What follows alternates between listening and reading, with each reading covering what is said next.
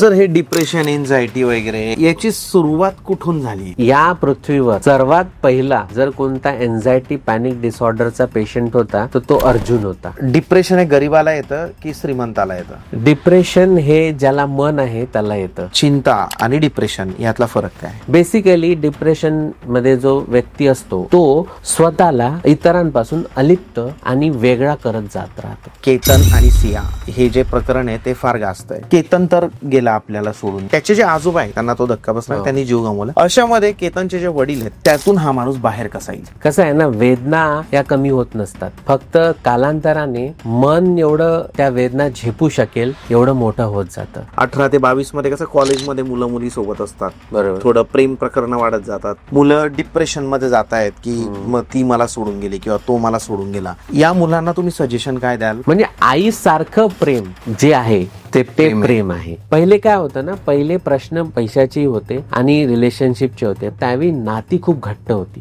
आता काय झालं, माणूस एकटा पडलेला आहे. ओव्हर मास्टरबेशन जर केलं त्याच्यामुळे डिप्रेशन येण्याचे चान्सेस वाढतात का? आज एक सिगरेट पिला, उद्या एक पिला, परवा 3 पिला, असं ते हळूहळू वाढत गेलेलं आहे. बरोबर. त्याला तुम्ही एकदम उद्यापासून मी बंद करतो म्हटलं तर तुमची नर्वस सिस्टम आणि तुमचा जो ब्रेन आहे त्याला सपोर्ट नाही करणार. पॅनिक अटॅक नेमका काय असतो आणि केव्हा समजायचं की मला पॅनिक अटॅक आलाय? डिप्रेशनमुळे सगळ्यात जास्त आजार हे हृदयाचे होतात की ब्रेनचे होतात? झोप तेवढीच इम्पॉर्टंट आहे जेवढी श्वास इम्पॉर्टंट आहे.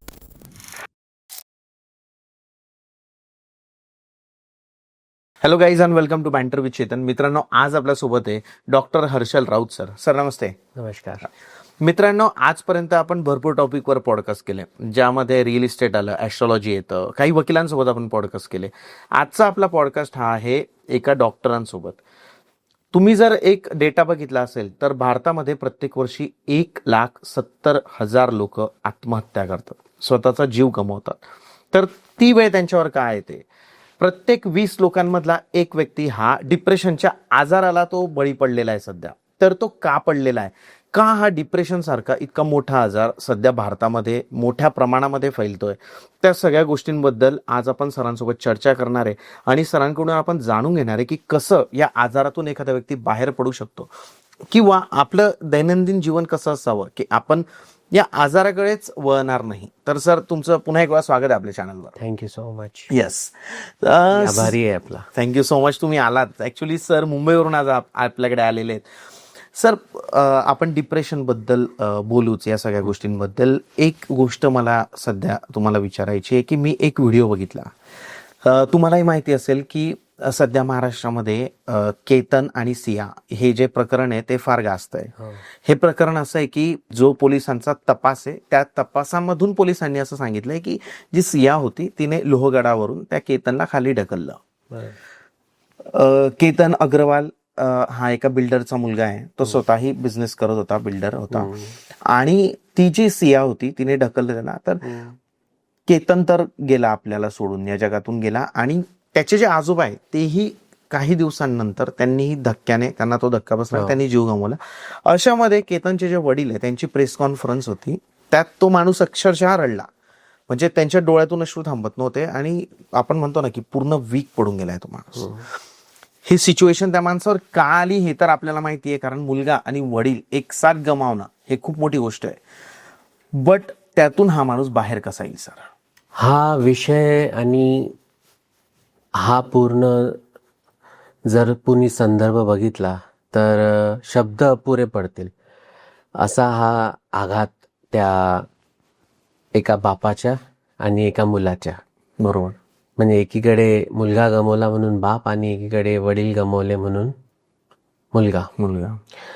तर एका काही शब्दामध्ये ते दुःख मांडणे फार कठीण आहे. पण मी मानसशास्त्राच्या अँगलनी आणि त्या संदर्भातून याच्यावर थोडा प्रकाश टाकू इच्छितो की ज्यावेळी आपण वडील गमावतो किंवा ज्यावेळी आपण मुलगा गमावतो तर आपण काही व्यक्ती नाही गमावलेली आहे. ती ऍक्च्युली मध्ये बघितलं तर आपण आपल्या अंतरंगातला एक भाग गमावलेला आहे.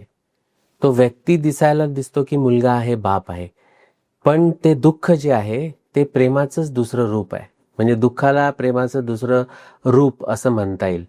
तर प्रेम जितकं खोल तितकंच दुःख खोल. आणि हे असं प्रेम आहे की जे शब्दात मांडणे किंवा कोणत्या भावनेच्या चौकटीत त्याला मांडणे कठीण आहे. तर अशा व्यक्तीला तुम्ही धीर धरा की समजून घ्या, हे असे शब्द बोलून त्या व्यक्तीचा तुम्ही दिलासा किंवा त्या व्यक्तीचं दुःख तुम्ही ती पोकळी भरून नाही काढू शकत, जी काही साहजिक आहे. म्हणजे आज मी पण त्या वडील गमावल्याच्या दुःखातून सावरत येतपर्यंत आलोय. त्यामुळे मी तर म्हणेल की अशा व्यक्तीला सर्वात महत्वाचं असतं ते की त्या व्यक्तीला ऐकणे सर्वात प्रथम, की त्या व्यक्तीच्या मनात जे काही दडलेलं आहे त्याला बोलतं करणे. कधी कधी निशब्द होऊन सुद्धा त्याच्या साथीला बसून, त्याच्या बाजूला बसून त्या दुःखाला ऐकणे. म्हणजे त्यांना नुसते त्यांचे शब्द नव्हे, पण त्यांचा जो एक निशब्दपणा आहे, त्यांचा जो एक सायलेन्स आहे, त्याला सुद्धा ऐकणे. दुसरी म्हणजे त्यांना साथ देणे, त्या व्यक्तीला एकटं न सोडणे, त्या व्यक्तीसोबत राहणे. म्हणजे नुसतं फिजिकली नव्हे तर इमोशनली एक भावनिक जे आधार असतो तो सुद्धा त्या व्यक्तीला त्यावेळी आवश्यक असतो. आणि तिसरं मी असं म्हणेल की अशा परिस्थितीमध्ये तुम्हाला एक प्रोफेशनल मेंटल हेल्थ एक्सपर्टची जरूर मदत घ्यायला हवी. कारण की काही गोष्टी असतात ज्या टेक्निकल असतात, काही गोष्टी असतात त्या औषधांनी ठीक होतात. कारण की ज्यावेळी तुम्ही असा लॉस जीवनामध्ये अनुभवता, आपल्या ब्रेनमध्ये एक survival mode suddenly switch on होते, ज्याला आपण असं म्हणू की डू ऑर डाय सिच्युएशन वाली, की सगळं आयुष्य असं थांबल्यासारखं वाटतं, सर्वीकडे अशी खिन्नता वाटते, असं वाटतं की जगून काय उपयोग आहे. तर अशा स्थितीमध्ये ज्यावेळी तुमचा सर्व्हायव्हल मोड ऑन झालाय आणि तुम्हाला एकाकीपणा आलेला आहे, अशा व्यक्तीला तुम्ही धीर धरा किंवा त्याची समजूत काढणे, यातून तो व्यक्ती सावरू नाही शकणार. कारण की ते दुःख असं आहे की जे आभाळा एवढं दुःख म्हणता येईल त्याला. तर माझ्यानुसार तरी त्यांना ऐकणे, त्यांना साथ देणे आणि कुठल्या तरी एका प्रोफेशनल एक्सपर्ट कडून त्यांना ती मदत मिळणे, ह्या 3 गोष्टींनी त्या व्यक्तीला तुम्ही किंवा त्या व्यक्तीला ज्या काही एक भावनिक आधाराची आणि भावनिक दृष्ट्या त्या दुःखातून बाहेर निघण्याची एक थोडी दिलासा किंवा थोडी हिंमत मिळू शकते. कसं आहे ना, वेदना या कमी होत नसतात, फक्त कालांतराने मन एवढं त्या वेदना झेपू शकेल एवढं मोठं होत जातं. तर तो काळ जो आहे, तो काळ त्या व्यक्तीसोबत त्याच्या साथीला राहूनच तुम्ही त्या दुःखाच्या त्या तीव्रतेला हळूहळू कमी करत जाऊ शकता. सध्या ती वेदना मोठी आहे आणि व्यक्ती छोटा आहे. तर जोपर्यंत त्या व्यक्तीचं मन मोठं होत नाही, व्यक्ती मोठी होत नाही आणि वेदना कमी होत नाही, तोपर्यंत सतत निरंतर त्यांच्या पाठीशी उभे राहणे हा सर्वात महत्वाचा भाग मला तरी वाटतो. बरोबर की एक बाप म्हणून आणि एक मुलगा म्हणून त्यांच्या साथीला असावा. तुम्ही बरोबर बोलले सर, की ऐकणं खूप महत्वाचं आहे. अशा व्यक्तीचं असं असतं की एकतर त्यांच्यासोबत जे काय झालंय ते तर कोर्टात प्रूव्ह होईल. कारण गोष्ट अशी असते की पोलिसांनी जरी प्रूव्ह केलं की म्हणजे पोलिसांनी जरी तपास केला आणि पोलिसांना तपासामध्ये त्या गोष्टी आढळल्या तरी सुद्धा कोर्टात त्यांना प्रूव्ह करावं लागेल. जेव्हा ते कोर्टामध्ये प्रूफ घेऊन प्रूव्ह करतील त्यावेळेसच आरोपींना शिक्षा होऊ शकते. बरोबर आहे. तर त्यांचं असंच म्हणणं आहे की आरोपींना शिक्षा झाली पाहिजे, तेव्हा माझ्या मनाला शांती मिळेल. आता शेवटी तो गव्हर्नमेंटचा पार्ट आहे, म्हणजे पोलिसांचा पार्ट आहे, कोर्टाचा पार्ट आहे, त्यात आपल्याला काही करता येणार नाही. बट तुम्ही जसं बोलले की त्यांच्या आजूबाजूच्या लोकांनी त्यांना ऐकणं खूप इम्पॉर्टंट आहे. जर ते ऐकलं तर तो माणूस त्याच्यातून सावरेल आणि त्याच्या फॅमिलीला अजून थोडं बेटर लाईफ होईल त्यांचं. बरोबर. सर, आजपर्यंत तुम्ही किती पेशंटला हाताळलं असेल डिप्रेशनवाल्या? असं मी आकड्यामध्ये सांगणं तर माझ्यासाठी ते कठीण आहे, कारण की मी गेले 19 वर्ष या क्षेत्रामध्ये आहे. तरी ढोबळ मनाने असं म्हणू शकता की जवळजवळ 10 ते 15,000 पेशंट मी आतापर्यंत बघितलेले आहे, इन्क्लुडिंग लहान मोठे थोर. कारण की माझा मूळ जो पिंड आहे तो एक होमिओपॅथिक डॉक्टरचा आहे. तर आम्ही तिथेही स्वभाव, तुमच्या आवडी निवडी, तुमचा जीवनाचा प्रवास, तुम्ही कसे घडले, तुम्ही लहानपणापासून जे तुमची कशी तुम्हाला वागणूक मिळाली आणि आजपर्यंत तुमचा जो पूर्णतः इथपासून तिथीपर्यंत म्हणतो तसा तुम्ही अभ्यास करूनच तुम्ही त्या व्यक्तीला औषध देत असता. त्यामुळे या 19 वर्षामध्ये असे भरपूर उदाहरणं आणि नंबर्स मी सांगू शकेल. पण मी माझे नंबर सांगणे की मी एवढे पेशंट ट्रीट केले, मी तेवढे पेशंट केले, ते थोडंसं अतिशयोक्ती वाटते. त्यामुळे मी जास्त त्या गोष्टींमध्ये जात नाही. माझ्यासाठी जो माझ्या समोर आला, जो एक व्यक्ती का असेना, मी त्या व्यक्तीच्या मनाला जेवढं शक्य होईल तेवढं शांत आणि शक्ती देण्याचं कार्य मी करत आलेलो आहे. त्यामुळे माझ्यासाठी पहिले त्या मनाला शांत करणे आणि मग त्या मनाला शक्ती देणे, हे सर्वात मोठं माझ्यासाठी सुख म्हणा किंवा आनंद म्हणा, की ही सर्वात मोठी माझी सेव्हिंग आहे आतापर्यंतची. सर, डिप्रेशन हे गरीबाला येतं की श्रीमंताला येतं? डिप्रेशन हे ज्याला मन आहे त्याला येतं. आता गरीबालाही मन आहे आणि श्रीमंतालाही मन आहे. त्यामुळे डिप्रेशनचा किंवा ज्याला आपण नैराश्यतेचा किंवा अवसाद ज्याला म्हणतात, याचा तुमच्या पैशाशी म्हणजे तुमच्या आर्थिक सुबत्तेशी आणि आर्थिक कुबत्तेशी काही संबंध नाहीये. कारण की असं असतं तर शेतकऱ्यांनी आत्महत्या केल्या नसत्या, जे काही एकदम गरिबीला आणि कर्जबाजारीमध्ये असतात. आणि असं असतं तर मोठे जे श्रीमंत असतात म्हणजे गडेलठ्ठ जे असतात त्यांनीही वर्ली सीलिंग किंवा आता अटल सेतू तिथे काही घटना घडल्या अशा ठिकाणी जाऊन स्वतःचं आयुष्य संपवलं नसतं. तर डिप्रेशनचा तुमच्या आर्थिक सुबत्तेशी म्हणजे तुमच्या पैशाशी काही संबंध नाही, त्याच्या मनाशी संबंध आहे. आणि जिथे जिथे मन आहे आणि ज्याला ज्याला मन आहे त्याला डिप्रेशन होण्याचे चान्सेस 100% आहे. सर, चिंता आणि डिप्रेशन यातला फरक काय? फार वेगवेगळी आहे. युजली आमच्या बोलीभाषेमध्ये डिप्रेशन झालं, मी डिप्रेस झालो किंवा मला चिंता झाली, हे खूप असं काय म्हणतात ना, बोलीभाषेमध्ये सगळ्यांच्या येत राहतं. पण तुम्ही मला जर एकदम मानसशास्त्रामधून आणि एकदम सायंटिफिकली वैज्ञानिक दृष्टिकोनातून बघितलं तर चिंता म्हणजे एन्झायटी नव्हे. कारण की चिंता म्हणजे काय, माझा मुलगा शाळेतून उशीर झाला यायला तर ती चिंता झाली, किंवा मला उद्या ट्रेन पकडायची आहे, मला उद्या फ्लाईट पकडायची आहे, ती एक चिंता झाली, काळजी झाली.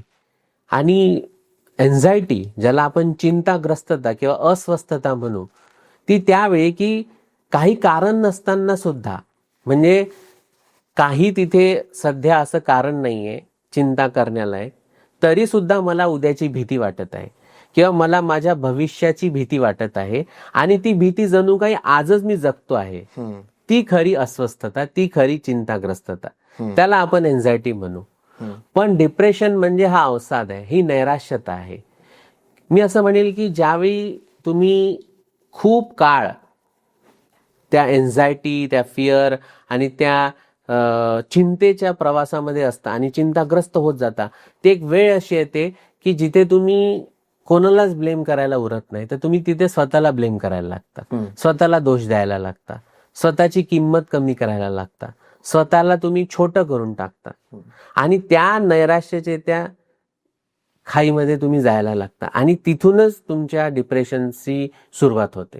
आणि मग तो प्रवास अजून तसाच कंटिन्यू राहिला, म्हणजे तुम्ही कुठली मदत नाही घेतली, कुठल्याही थेरपिस्टकडे, डॉक्टरकडे गेले नाही किंवा कुठल्या मित्राला, कुठल्या तुमच्या घरातल्या व्यक्तीला तुम्ही जर त्याविषयी बोलले नाही, संवाद साधला नाही, तर ते डिप्रेशन अजून वाढत वाढत फोपावत जाते आणि एक दिवशी ते मग आत्महत्येमध्ये त्याचं रूपांतर होतं. सो मला असं म्हणता येईल की नैराश्य म्हणजे डिप्रेशन आणि अति चिंताग्रस्तता म्हणजे एन्झायटी.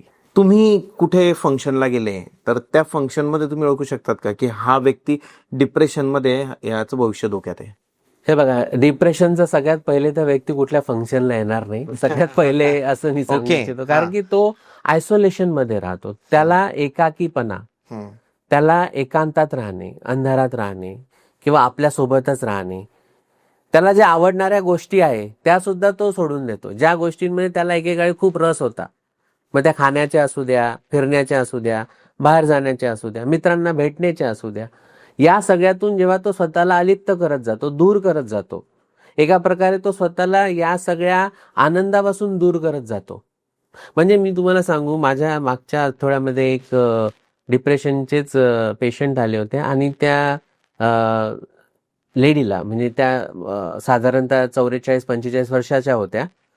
त्या असं बोलल्या की मला ना सकाळी उठून ब्रश करण्याची इच्छा होत नाही, आंघोळ करण्याची इच्छा होत नाही, म्हणजे सकाळी उठण्याची सुद्धा इच्छा होत नाही. हे खरं डिप्रेशन. तर एखाद्या अशा कुठल्या स्थळी तुम्हाला डिप्रेशनचा रुग्ण किंवा डिप्रेशनवाला भेटणं फार कठीण आहे. तरी सुद्धा जर तुम्ही म्हणाल की त्याला बळजबरी घरचे घेऊन आले, मित्र घेऊन आले, किंवा चल तुझा मूड चेंज करू म्हणून घेऊन आले, तर तुम्हाला आढळेल की तो एकटा एकटा बसलेला आहे. तो जास्त कोणाशी संवाद साधत नाही, तो जास्त कोणाशी बोलत नाहीये, किंवा त्याच्याशी कोणी जर स्वतःहून बोलायला जात आहे तर तो त्यांना अवॉइड करतो. बेसिकली डिप्रेशनमध्ये जो व्यक्ती असतो तो स्वतःला इतरांपासून अलिप्त आणि वेगळा करत जात राहतो. 4 लोकांमधून बाहेर म्हणजे त्याला तुम्ही असं म्हणता येईल की तो स्वतःला एवढा शून्य समजायला लागतो, स्वतःला तो त्याची एवढी अवहेलना करत जातो की तो एके काळामध्ये तो स्वतःला त्या समाजापासून, लोकांपासून, मित्रांपासून, नातेवाईकांपासून, इवन स्वतःच्या फॅमिली मेंबर पासून सुद्धा तो स्वतःला अलिप्त ठेवत जातो. आणि त्या अलिप्ततेमध्येच त्याचं ते डिप्रेशन अजून जास्त वाढत जातं. बरोबर. आपण पाहिलंय सर की 18 वर्षाचा जेव्हा मुलगा किंवा मुलगी होतं ते कॉलेजला जातात आणि स्कूल 11वी-12वी नंतर, आणि मग ते जे लाईफ असतं थोडं ग्लॅमरस असतं. मग 18 ते 25-26 हे जे वय असतं, या वयातच तो समजा 22 नंतर तुम्हाला जॉब लागतो, मग थोडा पैसा यायला लागतो, डिपेंडन्सी कमी होते पॅरेंट्सवरची.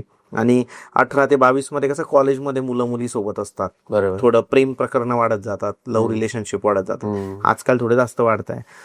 तर तुम्ही काय सांगाल सर की या पिरियडमध्ये हार्ट ब्रेक्सही भरपूर होत आहेत आजकाल? आपण पाहिले की मुलं डिप्रेशन मध्ये जात आहेत की मग ती मला सोडून गेली किंवा तो मला सोडून गेला. या मुलांना तुम्ही सजेशन काय द्याल? तुम्ही यांना इन्स्पायर कसं कराल की त्यांनी त्या एका पर्टिक्युलर मुलामध्ये गुंतून न राहता किंवा मुलीमध्ये गुंतून न राहता पटकन त्यातून बाहेर यावं, म्हणजे की ते डिप्रेशनच्या त्या चुकीच्या गोष्टीकडे जाणार नाही?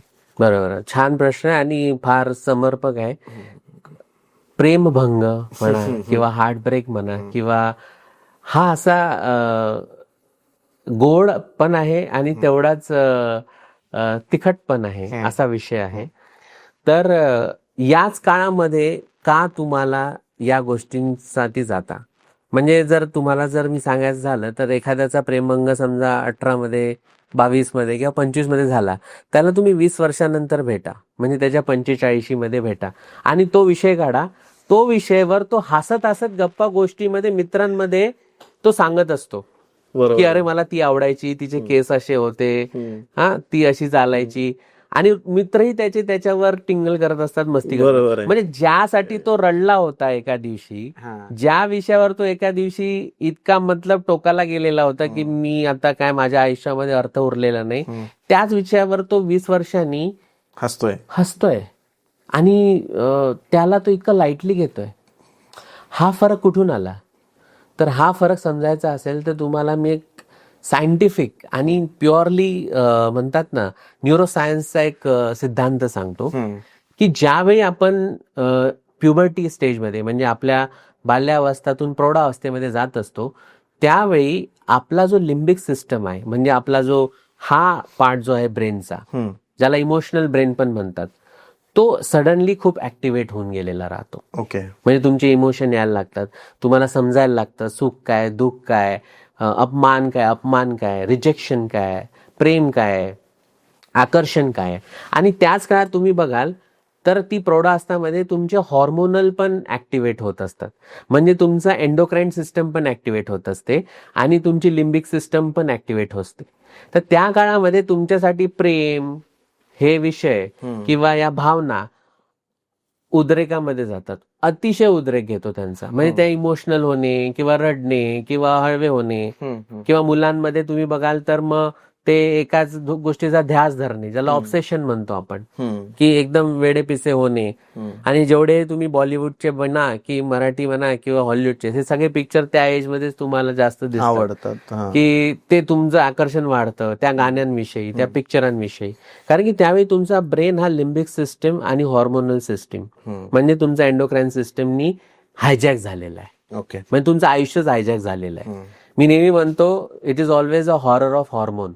म्हणजे संप्रेरकांचं एक वादळ आलेलं आहे आणि तिथे भावनांचंही वादळ आलेलं आहे. त्यामुळे तुम्हाला ती व्यक्ती आवडते, ती आकर्षित करते आणि त्याच्याकडे तुम्ही जाता. आणि मग तिथे जर समजा तुम्हाला रिजेक्शन आलं किंवा तिथे प्रेमभंग झाला तर तुम्ही एकदम इतके आहारी जाता की एक तर व्यसनाकडे जाता किंवा नाहीतर मग तुम्ही चांगले उत्तम सिंगर पण होऊ शकता. म्हणजे तुम्ही चांगली क्रिएटिव्हिटी घडवून आणू शकता. क्रिएटिव्हिटी पण होऊ शकते. म्हणजे मी बघितले भरपूर पेंटर्स, भरपूर सिंगर्स त्या फेज मधून बाहेर आलेले आहे. बरोबर. सो हा जो फेज असतो तो त्या सिस्टमनी हायजॅक केलेला असतो. आणि त्याच वेळी काय होतं की आपला प्री फ्रंटल कॉर्टेक्स म्हणून एक एरिया असतो ब्रेनचा, जो असं समजा की तुमचा हा फोरहेडचा एरिया, तो हळूहळू विकसित व्हायला लागतो. विकसित झालेला नसतो. त्यामुळे तुम्हाला सारासार विचार करण्याची किंवा सत्सद विवेक, ज्याला बुद्धी म्हणतो आपण, कन्सायन्स असतो, तो तुमचा तेवढा विकसित झालेला मॅच्युरिटी नसतो. लेवल नसते तेवढे. ज्याला आपण मॅच्युरिटी म्हणतो. बरोबर आहे. किंवा त्याला आपण म्हणू की हा आता थोडासा सुज्ञ झाला. तो सुज्ञपणा तुमच्यामध्ये नसतो आणि थोडासे तुम्ही इमोशनली फुल असता. इमोशनल फुल बनलेला असतो. तर त्यामुळे काय होतं की तो जो खेळ आहे ना तो तुमच्या रासायनिक प्रक्रियांचा खेळ आहे. बरोबर. म्हणून आजकाल जे प्रेम म्हणतात ते प्रेम नव्हे तर ते एक हॉर्मोनल इम्बॅलन्स, तो एक हॉर्मोनल प्ले म्हणेल मी. ओके. किंवा एक हॉर्मोनल तुमच्या शरीरामध्ये सुरू झालेला एक तांडव आहे. बरं. आणि तो जसा तांडव 20 वर्षानंतर जसा शांत होतो मग तुम्हाला तीच गोष्ट हास्यास्पद वाटते. सो बेसिकली ज्या दिवशी तुमचा प्रीफ्रंटल कॉर्टेक्स म्हणजे तुमचा जो सत्संग विवेक बुद्धी आहे ती ज्यावेळी जागरूक व्हायला लागते, तुम्ही अवेअर व्हायला लागता, तुम्हाला त्याच दुःखावर हसू यायला लागतं. आणि त्यालाच आपण मग म्हणू की तो आता मोठा झाला.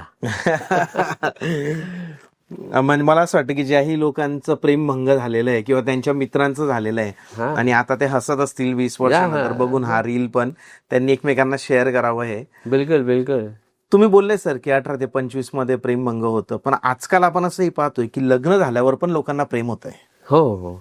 ज्यांचं एज 40, 45, 50 याही लोकांना प्रेम होत आहे. आणि मग बट यामध्ये सिच्युएशन अशी आहे की लग्न झालेलं आहे, एक्स्ट्रा मॅरिटल अफेअर मध्ये त्यांना, म्हणजे एक स्त्री आहे समजा, तिला प्रेम झालं एखाद्या दुसऱ्या पुरुषावर. मग जेव्हा या व्यक्तीला कळतं, या पुरुषाला कळतं की आपल्या वाईफचं प्रेम आहे तिसऱ्या व्यक्तीवर, त्यावेळेस हा पुरुष डिप्रेशन मध्ये जातो. असं काही उदाहरण तुमच्याकडे आले एवढ्या? आता समाजामध्ये या काही नवीन राहिलेल्या नाही गोष्टी. तुम्हाला सर्वत्र या उदाहरणांचे दिसेल. म्हणजे मी डॉक्टर आहे म्हणूनच माझ्याकडे असं नाही, एक कॉमन मॅन असेल तरी त्याच्या आयुष्यामध्ये असा कोणी त्याचा मित्र असेल किंवा मैत्रीण असेल किंवा कोणीतरी असतं ज्यांच्या जीवनामध्ये असे प्रसंग घडतात. पण याला नुसतं नात्याच्या अँगल मधून बघण्यापेक्षा हा थोडा आयडेंटिटी, म्हणजे तुमच्या ज्याला म्हणतो ना ओळख, तुम्ही काय समाजामध्ये ओळख आहे तुमची आणि तुमचा काय सेल्फ रिस्पेक्ट आहे, याच्याशी खूप याचा संबंध आहे. कारण की एक्स्ट्रा मरायटल होणे म्हणजे या शब्दामध्येच सरगा खेळ आहे की मरायटल मध्ये नाही म्हणून एक्स्ट्रा होत आहे. जर मरायटल अफेअर व्यवस्थित चाललं असतं तर एक्स्ट्रा व्हायचंच नसतं. तो एक्स्ट्रा जसं झालं ना, जसं आता तुम्ही कुठे गेले, एक्स्ट्रा पाव किंवा एक्स्ट्रा चपाती, हे जो एक्स्ट्रा वर्ड आहे हा याच्या मुळाशी जाणं आवश्यक आहे. आपण याला वरवरपांगी सरफेस लेवलवर असं आयडेंटिफाय करणं, एक्स्ट्रा मरायटल अफेअर, हा थोडा म्हणजे बालिशपणा होईल. की एक व्यक्ती ही दुसऱ्या व्यक्तीच्या भावनेतून असा म्हणा किंवा इमोशनल लेवलवर म्हणा किंवा मेंटल लेवलवर कनेक्ट का होत आहे, तर याच्या मागे साधं कारण आहे की काहीतरी कुठेतरी आतमध्ये मरायटल मध्ये कुठेतरी एक पोकळी निर्माण होते. करंट रिलेशनशिप मध्ये पोकळी आहे म्हणून मग ते कसं असतं ना की शेवटी अख्खं जग हे प्रेमाचं भुकाय म्हणा किंवा प्रेमाची आसक्ती धरून बसलेलं आहे, सन्मानाची आसक्ती धरून बसलेलं आहे. त्यामुळे अशी घटना घडणे आता काही असं अरे बापरे असं का झालं अशा प्रकारे नाही, हे या गोष्टी घडत आहेत. आणि या गोष्टी घडण्यामागे जसं मी सांगितलं की कुठे ना कुठे ज्यावेळी तुमची मरायटल सिच्युएशन, मरायटल अफेअर्स नाही होणार तर ते एक्स्ट्रा मरायटल होणार, हा एक त्याचा मूळ मुद्दा आहे. आणि अशा परिस्थितीमध्ये जर एखादा व्यक्ती, मग ती स्त्री असो की पुरुष, जर ती असं काही अनुभवते की तिच्या पार्टनर सोबत, तर सर्वात पहिले तर एकदम टोकाची भूमिका रागाच्या भरात घेणे हे चुकीचं आहे. बरोबर. कारण की यामध्ये एक सामंजस्यपणा, यामध्ये एक स्वीकारात्मक वृत्ती आणि यामध्ये एक संवाद महत्वाचा आहे. म्हणजे कसं असतं ना, ज्याला आपण इमोशनल इंटेलिजन्स म्हणतो, तो इमोशनल इंटेलिजन्स इथे कसा लावता येईल की एकदा मूल आलं आणि ते शाळेतून रडत रडत आलं आणि त्याला तुम्ही म्हटलं रडू नको, तर हा झाली प्रतिक्रिया. म्हणजे तुम्ही सडनली रिॲक्ट करताय. तुम्ही त्याला हे विचारायच्या आधी की आज असं काय घडलं की तू रडतो आहे.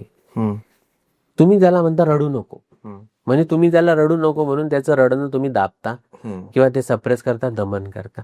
तशाच प्रकारे अशा गोष्टी जेव्हा घडतात की असं करू नको, तसं करू नको म्हणण्यापेक्षा असं का घडलं या मागची जी जर कारण मीमांसा घेतली आणि या मागे जर प्रतिक्रिया देण्याच्या पूर्वी किंवा कुठली रिॲक्शन देणं, म्हणजे ते रागाच्या भरात किंवा क्रोधाच्या भरात एकदम तडपक्याफडकी काही निर्णय घेण्याच्या भरात की आता मी तुला सोडतो, तुम्ही मला सोडतो, तुम्ही इतके वर्ष राहिले आहात, तुम्ही इतके वर्ष सोबत एकामेकाला साथ दिली आहे, तर थोडा सामंजस्यपणा, थोडी संवाद आणि थोडा धीर धरून एक प्रश्न केला पाहिजे एकामेकाला की असं का घडलं, आपल्या नात्यात आपण कुठे कमी पडत होतो.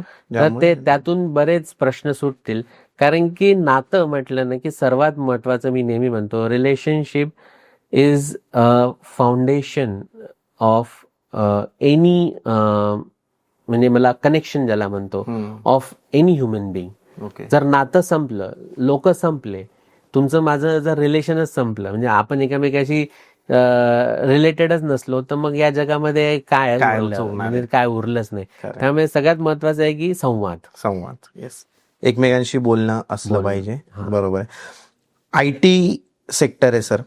आज जर बघायला गेलं तर काय की प्रत्येकावर लोन आहे, घरांचे होम लोन्स आहे मोस्टली. जर पाहायला गेलं फायनान्शियल सिच्युएशन जर आपण बघितली तर मला असं वाटतंय की लोक यांना थोडे घाबरलेले आहे, मोस्टली IT सेक्टरचे लोक. कारण त्यांना असं वाटतंय जी वॉर सिच्युएशन आहे, AI याच्यामुळे त्यांचे जॉब जाण्याची भीती त्यांना वाढली आहे. तुम्ही असं म्हणजे मी असे लोक पाहिले की they are in depression because की त्यांना असं वाटतंय की फायनान्शियल सिच्युएशन खूप खराब होऊन जाईल आता. आणि financial situation is directly proportional to your status symbol. पैसा हे स्टेटस आहे सर आजकाल, नाही का? म्हणजे तुमची लाईफस्टाईल वगैरे हे सगळं पैशावर डिपेंड आहे. आणि जर आपण आजपर्यंत एवढा पैसा कमवतोय ITचे लोक, त्यांना वाटतं की सगळ्यात जास्त अर्न करणारं जर कोणतं जॉब सेक्टर असेल तर ते IT सध्या. आणि ते जर जॉब चालला गेला तर आपलं लोनचं काय होईल, किंवा जॉब चालला गेला तर मग आपण सर्व्हाइव्ह कसं करू, आपली लाईफस्टाईल कशी होईल.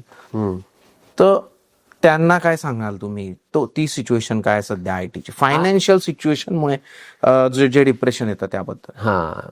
हा पण एक खूप गंभीर प्रश्न आहे. कारण की हा नुसता ITशी त्याला बांधून ठेवण्यापेक्षा मी तर म्हणेल सगळ्याच असा कोणी नाही ज्याच्यावर आज कर्ज नाही किंवा जो कर्जाच्या त्रासातून गेलेला. मी स्वतःही माझ्या आयुष्यामध्ये कर्जाच्या त्याचे चटके भोगलेले आहे.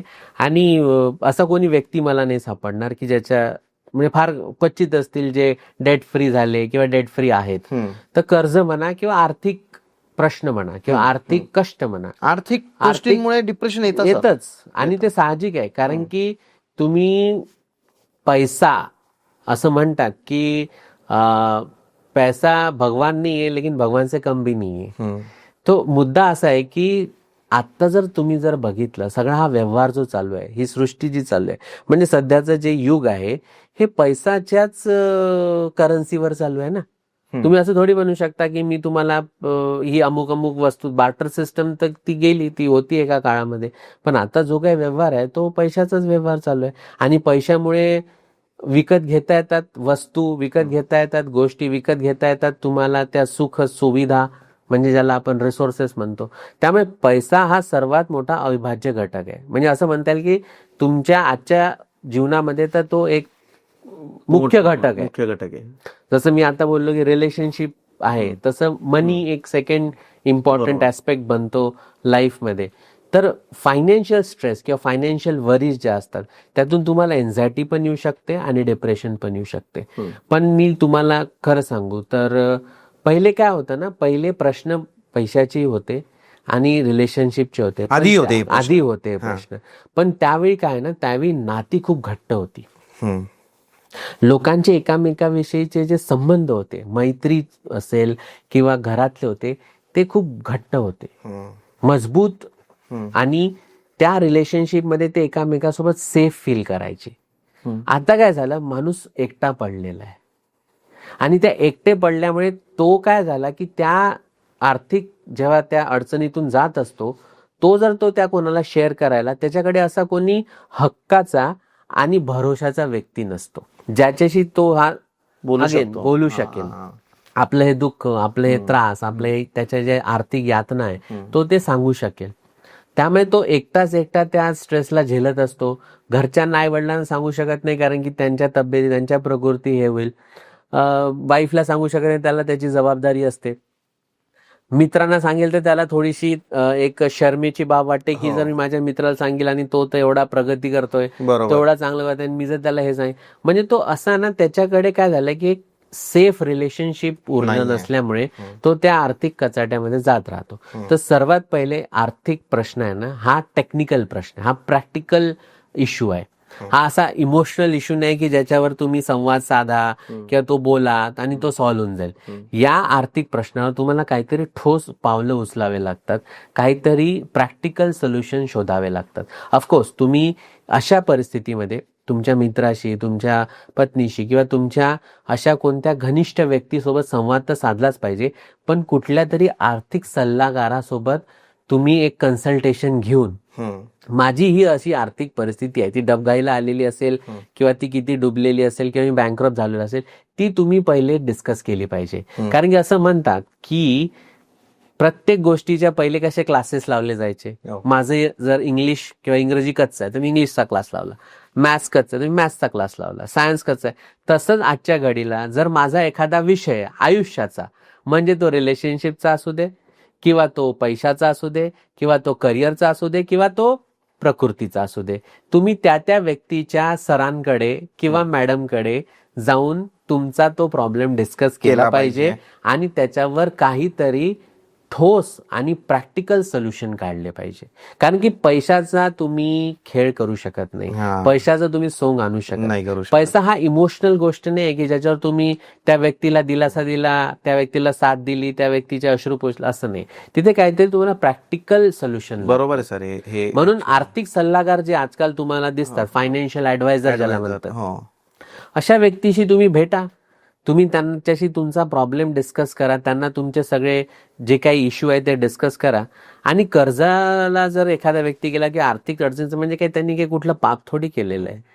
मी जसं सांगितलं की असा कोणीच नाही जो, आपला भारत देश कर्जामध्ये, जिथे देश कर्जामध्ये गेले तिथे देशातला व्यक्ती आहे, काय मोठी गोष्ट नाही. आणि आता मला वाटतं की मुख्यमंत्र्यांनी अजून एक असं काहीतरी केलेलं आहे की ज्या लोकांवर कर्ज होत आहे तर त्या लोकांना असा बँकेचे जे लोक येतात वगैरे तर ते फोर्सफुली त्यांच्यावर अत्याचार नाही करू शकत, आधी मारायचे वगैरे, तसं काही करू शकत नाही. आहेत गोष्टी, बट पहिली गोष्ट तर कर्ज व्यवस्थित मॅनेज केलं पाहिजे. बरोबर, कारण फेडलंही पाहिजे. करेक्ट. आणि तुम्ही ते फेडायची ती तुमची जबाबदारी पण आहे आणि ती नैतिक जबाबदारी पण आहे आणि ती तुमची एक व्यक्तिगत पण एक असं असतं ना की मी जर कोणाकडून उधार घेतले, मी जर कोणाकडून कर्ज आहे, म्हणजे बँकेकडून असं व्यक्तीकडून, त्याच्यावर मी माझ्या स्वतःच्या प्रयत्नांनी, माझ्या स्वतःच्या कष्टांनी, गरज होती माझी ती उतरती कळा होती, पण आता जर मी माझ्या मार्गी लागलोय तर त्याला मी फेडण्याची पण जबाबदारी माझीच आहे आणि ती पूर्णपणे 100% निभवली पाहिजे. आणि ती निभवता येते,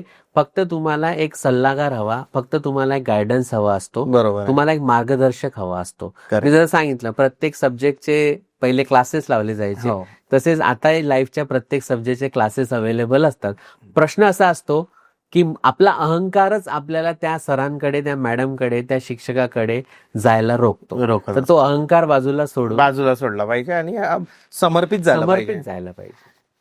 तुम्ही एक बोलले सर की 18 ते 25 वर्षातले जे मुली असतात तर त्यांच्यात तो हार्मोनल एक ओव्हर हार्मोन्स त्यांचे थोडेसे त्या पिरियडमध्ये होतात आणि त्यामुळे ते Active होऊन जातात. ऍक्टिव्ह होतात आणि त्यामुळे ते एकमेकांशी जास्त कनेक्टेड होऊन जातात, ते इमोशनल कनेक्ट होतात किंवा सायकोलॉजिकली जास्त कनेक्ट होतात आणि मग त्याच्यातून त्यांचे हार्ट प्रेमभंग वगैरे या गोष्टी सगळ्या होत जातात.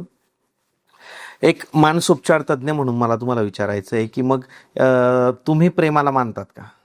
हा. जर हा हार्मोनचा इम्बॅलन्स आहे किंवा हे हार्मोनमुळे त्यांच्यात प्रेम होत आहे, तर मग तुम्ही तुमच्या सायंटिफिक भाषेमध्ये प्रेमाला मानतात का? प्रेम आहे का जगात? प्रेम आहेच, प्रश्नच नाही. प्रेम आहे म्हणून तर दोन सेल एका आपल्या शरीरामध्ये सुद्धा एकामेकाला चिपकून आहे आणि त्यातून टिश्यू बनल्या. दोन टिश्यू एकामेकाला चिपकून आहे त्यामुळे ऑर्गन बनलं आणि दोन ऑर्गन एकामेकाला चिपकून म्हणून सिस्टम बनले आणि काही सिस्टम एकामेकाला चिपकून आहे म्हणून ऑर्गॅनिझम बनलेलं आहे. प्रेम प्रेम तर मी तर असं म्हणेल की it's a mother of all positive emotion. प्रत्येक सकारात्मक भावनेची आई आहे प्रेम, आणि प्रेम म्हणजेच आई आहे. जर तुम्ही मला विचाराल की प्रेम काय आहे, तर ममता, ममत्व आणि ती आपुलकी, आपलेपणा, ते प्रेम आहे. प्रेम म्हणजे आकर्षण नाही आहे. आकर्षण हे वेगळं. प्रेम ते आहे जे समोरच्या व्यक्तीला आपलंसं करतं, त्याच्या गुणांनाही आपलंसं करतं, त्याच्या अवगुणांनाही आपलंसं करतं. जशी एक आई असते, ती त्या मुलाच्या भरवत असताना समजा काही अन्न, त्याचा घास जर खाली पडला तर ती सावरून घेते. तो रडत असला तर त्याचे अश्रू पण सावरून घेते. त्याला जर काही रोग झाला, काही आजार झाला, उलटी झाली, काहीतरी किंवा त्याला लूज मोशन झाले, ते सुद्धा ती सावरून घेते. कधी कधी तो खात नसताना तो धक्का दिला, मारलं, म्हणजे असं काय मारलं म्हणजे त्यांनी काहीतरी हे केलं, तेही ती ऍक्सेप्ट करते. तर आईसारखं प्रेम करणारी जर व्यक्ती तुमच्या आयुष्यात असेल, म्हणजे ती आईच असावी असं नाही. म्हणजे ती आता कोणी म्हणेल माझ्या जीवनात तर आईच नाहीये, किंवा माझी आई तर मी गमावली, किंवा आई म्हणून तर माझ्या जीवनामध्ये असं कोणीच नाही. आईसारखं प्रेम करणारी व्यक्ती, मग ती पत्नी असू शकते, मग ती पती असू शकतो, ती भाऊ असू शकतो, बहीण असू शकते, मैत्रीण असू शकते, मित्र असू शकतो. म्हणजे आईसारखं प्रेम जे आहे ते प्रेम आहे. ओके. आणि प्रेम म्हणजे आई आहे. आणि आईसारखी जी ऍक्सेप्टन्स जो असतो, आणि ऍट द सेम टाइम आई फटकारते सुद्धा, की समजा जर बाळा रे तू काही चुकला किंवा तू कुठे काहीतरी म्हणजे मिसबिहेव केलं, काही तू गैरवर्तन केलं, तर आई त्यावेळी थोडे खडेजंगी बोल पण सुनावते, बरोबर. कधी हात पण उचलते, पण त्याच हाताने ती भरवते सुद्धा, Correct. त्याच हाताने ती कुरवाळते सुद्धा. तर असं जर प्रेम आहे पाण्यासारखं, तर ते खरं प्रेम तर आहे. ते प्रेम आहे. आणि ते प्रेम या जगामध्ये अजूनही जिवंत आहे. फक्त त्या प्रेमासारखी आणि तसं प्रेम करणारी व्यक्ती तुमच्या आयुष्यात भेटणं, याच्यासाठी अगेन ती ईश्वरीय कृपाच म्हणावी लागेल. आणि असं मिळालं तर जरूर तुम्ही त्या प्रेमाला धरून तुमचं आयुष्य पुढे नेलं पाहिजे. बरोबर आहे. आणि त्यामध्ये आई त्या व्यक्तीमध्ये आई बघू नका, पण आईसारखं प्रेम बघा. बरोबर आहे. मग तो मित्र असू शकतो. एक्झॅक्टली बरोबर आहे सर. सर, जर समजा आपण विचार केला की मास्टरबेशन हा जो पार्ट आहे, हा सायंटिफिकली मी काही पॉडकास्ट बघितले तर त्याच्यात डॉक्टर असं म्हणतात की it is okay, you can do it. काही डॉक्टरांचं वेगळंही ओपिनियन आहे याच्यावर. बट ओव्हर मास्टरबेशन जर केलं तर त्याच्यामुळे डिप्रेशन येण्याचे चान्सेस वाढतात का? दोन्ही मुद्दे आहे की मॅस्टर्बेशन म्हणजे हस्तमैथून ही नैसर्गिक प्रक्रिया आहे. ती अनैसर्गिक केव्हा होते, तर ज्यावेळी तिचा अतिरेक होतो. पण मी तर म्हणेल ती मॅस्टर्बेशन मनलाच लागू होते असं नाही, ती एका अन्नालाही लागू होते. अन्न ही नैसर्गिक प्रक्रिया, भूक लागणे. पण तुम्ही ओव्हर इटिंग केलं तर तुम्ही ओबेसिटीमध्ये जाल. सिंपल आहे. म्हणजे जी नैसर्गिक प्रक्रिया आहे ती जर तुम्ही अतिरेकपणा केला तर त्या अतिरेकातून त्याचे उपद्रव येणारच. मग ते हस्तमैथून असू द्या, मग ते तुम्ही व्हिडिओ गेम खेळणं असू द्या, मग ते तुम्ही म्हणजे ओव्हर एक्सरसाइज पण असू द्या. म्हणजे कोणी एखादा जिमला जातो आणि तो 6-8 तास जिम करतोय, त्याच्याने त्याच्या मसलला स्ट्रेन येणार. म्हणजे ती गोष्ट चांगली वाईट, ज्या गोष्टीचा अतिरेक होतो आणि ज्या गोष्टीचा तुम्ही गरजेपेक्षा जास्त तुम्ही त्या गोष्टीच्या आहारी गेले की त्याचे उपद्रव होणार, त्याच्यातून विकार येणार आणि त्यालाच आपण विकार म्हणतो. मनाला विकार लागला, मन ऍक्च्युली प्रत्येकाचं शुद्धच होतं सुरुवातीपासून. म्हणजे ते असं म्हणतात ना, ती शुभ्र चादरच होती. बरोबर. पण ती कालांतरामध्ये त्याच्यावर जे संस्कार घडत गेले, ते विकार चढत गेले, त्यातून ते मन आता असं झालेलं आहे. मग एखादी गोष्ट तुम्ही क्रिया वारंवार करत गेले, मग ती हस्तमैथून असू द्या, व्हिडिओ गेम असू द्या, सायकलिंग असू द्या, ड्रायव्हिंग असू द्या, काही का असे ना, रीडिंग असू द्या, रात्री जागणे असू द्या, खाणे असू द्या, झोप अतिरेक झाला तर ती तुम्हाला त्रासच देणार आहे. तुमच्यामध्ये ती आळस काढेल, तुमच्यामध्ये ती प्रोक्रॅस्टिनेशन आणेल. तर मूळ मुद्दा असा आहे ना, हस्तमैथून कसं आहे ना, एखादी गोष्ट लैंगिक असेल तर तिचा तसाही उहापोह जास्त होतं, तिला जास्त ग्लॅमर मिळतं, तिला जास्त अधोरेखित केलं जातं. पण मूळ मुद्दा असा आहे की त्यातून डिप्रेशन होते का? होतं. जरूर ओव्हर झालं तर होतं. कारण की ते वीर्य नाहीये, ते तुमच्या बॉडी मधलं एक फ्लुइड आहे. ते खूप इम्पॅक्ट करतं का आपल्या बॉडीवर? ऑफकोर्स. म्हणजे तो एक नुसता एक पदार्थ नाहीये किंवा ते एक नुसतं एक फ्लुइड नाहीये, त्याला व्हायटल फ्लुइड्स म्हटलं जाते. म्हणजे जे अति महत्वाचे जे फ्लुइड असतात शरीरामध्ये, त्यापैकी एक म्हणजे तुमचे शुक्राणू आणि तुमचं फ्लुइड असतं, ज्याला काय म्हणता येईल की आता असं ते आयुर्वेदा म्हटलं ते की एक थेंब याचा तर 100 आणि 1000 थेंब रक्ताचे, अशी ती तुलना केली जाते. पण ते खरं ती अतिशयोक्ती बाजूला ठेवली तर सत्य जी आहे ते हेच आहे की ते एक व्हायटल फ्लुइड आहे. त्याचा जर अतिरेक झाला तर त्यातून तुमच्यामध्ये दुर्बलता येईल आणि त्या दुर्बलतेतून तुम्हाला कॉन्फिडन्स जाईल आणि त्यातून तुम्हाला त्याची उपद्रव, म्हणजे ज्याचा आपण प्रीमॅच्युअर इजॅक्युलेशन म्हणतो. आजच्या घडीला सर्वात मोठी समस्या आहे युवा पिढीमध्ये किंवा यंग इव्हन जे मॅरिड झालेले आहे किंवा सपोज टू गेट मॅरिड आहे, की प्रीमॅच्युअर इजॅक्युलेशन किंवा इरेक्टाईल डिस्फंक्शन, ज्याला ईडी म्हणतात आणि पीई म्हणतात. हे 2 असे प्रश्न आहे जे गंभीर प्रश्न झालेले आहे. कारण की माणूस त्याच्या यंग एज मध्ये त्या गोष्टींच्या एवढा आहारी होता की आज त्याला जेव्हा खरंच करायची वेळ आली आहे तर तो परफॉर्म नाही करू शकत आहे. कारण की त्यांनी ते इतकं त्याला अतिरेक करून त्याला एवढं त्याचं शिथिल करून ठेवलेलं आहे. सो कुठल्याही गोष्टीचा अतिरेक हा उपद्रवाकडे नेतो, विकारांकडे नेतो. आणि त्यातून डिप्रेशन काय, त्यातून नुसतं डिप्रेशनच नव्हे तर इव्हन सेक्शुअल डिसऑर्डर पण येस. मला त्याच्याकडे यायचंय सर.